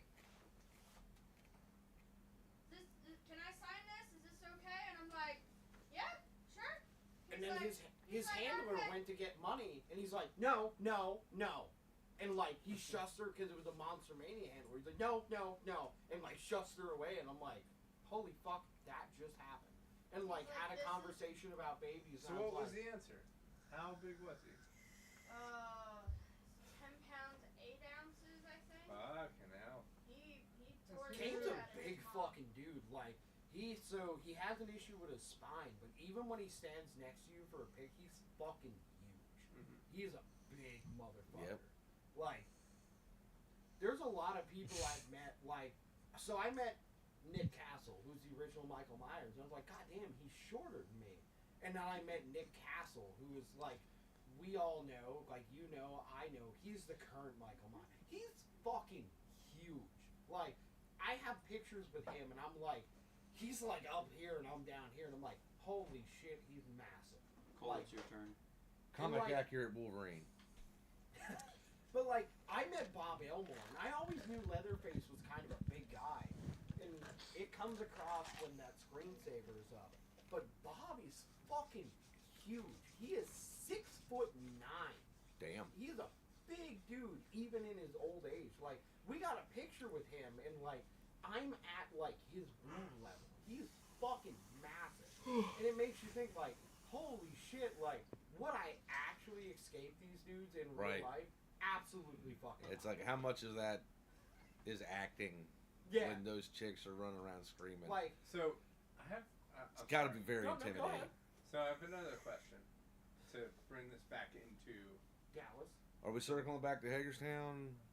No, Or- not yet. Okay. You Ah, go. wait, No, when we're hold on. offline. I have We're four. offline. No, I have Cole, four no other questions. sleeping. I have four. No, Old Dallas. fuck. I have four other questions about Hagerstown. Okay. Don't worry, that's not one of these. So We're on tour. You're up until 4 a.m. I'm- taking videos. of I'm you I'm fucking curious. Yeah, Do 'cause we're you on tour. feel like you have nailed down the game and the economics of the con? No. I think So that's impossible. like do you feel like you've nailed down the placement versus what people are looking for versus how to gauge the crowd? Like how do you approach an event? So, there's two sides to this. So, me and Bree are huge in the horror con. Like, money has been tight, so we haven't been able to go. So, we go as, like, kind of spectators of the thing. And, like, one of the big things we look for is uniqueness. A lot of people who vend at cons, and Dallas will attest to this, are Funko Pop sellers, hence the thousands of dollars of Funko Pops above our head. And they're movie art sellers. So like so I have a couple pieces I'm really proud of. This Halloween poster here, the original one, is an actual movie theater maquette. That is what was outside of the theater. It's a legit. I paid a good fucking penny for that. Like, but there are dudes who will reprint that and ask top dollar for it. Mm-hmm. So like there are those guys, and as from our perspective, when we go into it, we're looking for things unique. So if you look up here, you can see there's some like Michael Myers mock newspaper ad. Yep. That shit we look for. And so the Puppet Master is a mock one. The Jason Voorhees one is a fan-made film. But like the things that we look for going in is uniqueness. So somewhere in here, I think it's on the other side of my kitchen wall, there's a guy who does mock-ups who's at the current convention that we're at. He does mashup. So it's Hellraiser and the Ghostbusters. And Dave, it's, right there. is it? Yeah, so that's Hellraiser and the Ghostbusters. Okay. So it's the Ghostbusters trying to capture Hellraiser, which we all know isn't the case, it wouldn't work, Sure, but it's super cool. But like I bought that and his Jason and Jaws mashup because it's unique. And like when we found Dallas, the only thing Dallas had out was your hand artwork. That's all you really had at the time. But it caught our attention. So like there's two pieces here that we're gonna talk about that really grabbed my attention next to the one we had already talked about, which was this one, which is American Werewolf in London, or just the original Werewolf, like that vibe. But like, it's a hard market to nail down because people who are going there to collect are looking for shit that is unique. And there's never a way, from my perspective, there's no one will ever nail that down. Because, like, I go to a show, like today, I walked the whole venue and I walked up to Dallas and I'm like, no one fucking here has a Godzilla print. And Dallas is like, I know a guy. And he walked me up to the booth. Coolest shit I've ever fucking seen. So, like, that, so, fan perspective. So, let's go Dallas perspective. But Dallas. it also Which is how we depends were on the doing con. this in the first place. Because there's 100%. different types of cons. So, Which is an So- important part of our Comic question, cons, Josh. anime cons. Yes. Dallas So is you not an can anime guy. pinpoint He's got one market Pokemon. based on con, but when you got big conventions that incorporate everything, that's the market that's hard to pinpoint. And You go to Comic Cons, you got your comic And books those are that the sell. ones that I fail the most at. and The Josh, ones that incorporate everything. Comic Cons. Josh, I hear you, which was Josh nailed the crux of my question. Here. Is how do you approach each different part, each different kind of con? Yes. My So- biggest problem The level of is uniqueness. I'm not a I'm not a barker. I'm not like a step right up, yeah. come over here and check this A out. lot of people are like that at some of those like And- big cons. Yeah, you'll see those guys or whatever, and those guys they piss me off. Or they have somebody outside their booth Oh. that'll try and draw you. Yes, and I find that this is my hobby. I find that Just leave him to be, I don't want to say dirty, because those guys that are barking or whatever, this is probably their job, Sure. and they gotta they gotta make that sale. Yeah. Understood. I don't gotta make the sale. I'd like to make the sale, but I also want to respect, like I said, because I know there's a lot of different types of people that are walking through there. There's introverts, there's extroverts, there's every kinds of people. Some people don't want to talk to you. Some people want to talk to you. Some people won't shut up. We found quite a few of those today. Sometimes I'm the guy that won't shut up, but also sometimes I'm the guy that just don't talk to me. And, you know, when I'm walking around or whatever, I don't want the guy to go, "Oh, come check out my book." Okay, I come check out your book. Okay, I'm not interested or whatever, but don't keep trying to sell me on this book or whatever. I'm probably not gonna buy this. But then again, if you're cool and you've got a sincere pitch, or you're just talking to me about hey, what was the favorite movie you most recently watched or whatever, and then you get into a conversation, now I'm your friend. Now I've kind of got like this sympathetic attachment to you or whatever, and it's like, you know what? I think I can pay $5 from your little comic book or whatever. That's cool. I'll take that. And it might be the best thing I ever read. It might be the worst thing I've ever read. But you can kind of tell the people that are phony and the people that are just trying to, you know, make the buck or whatever. And I can't knock them for that because, like I said, that could be their job, man. They're probably traveling all over the country from show to show to show to show. And if they don't sell that stuff, they ain't going to be able to eat. I'm going to eat. I'm going to be fine. This is my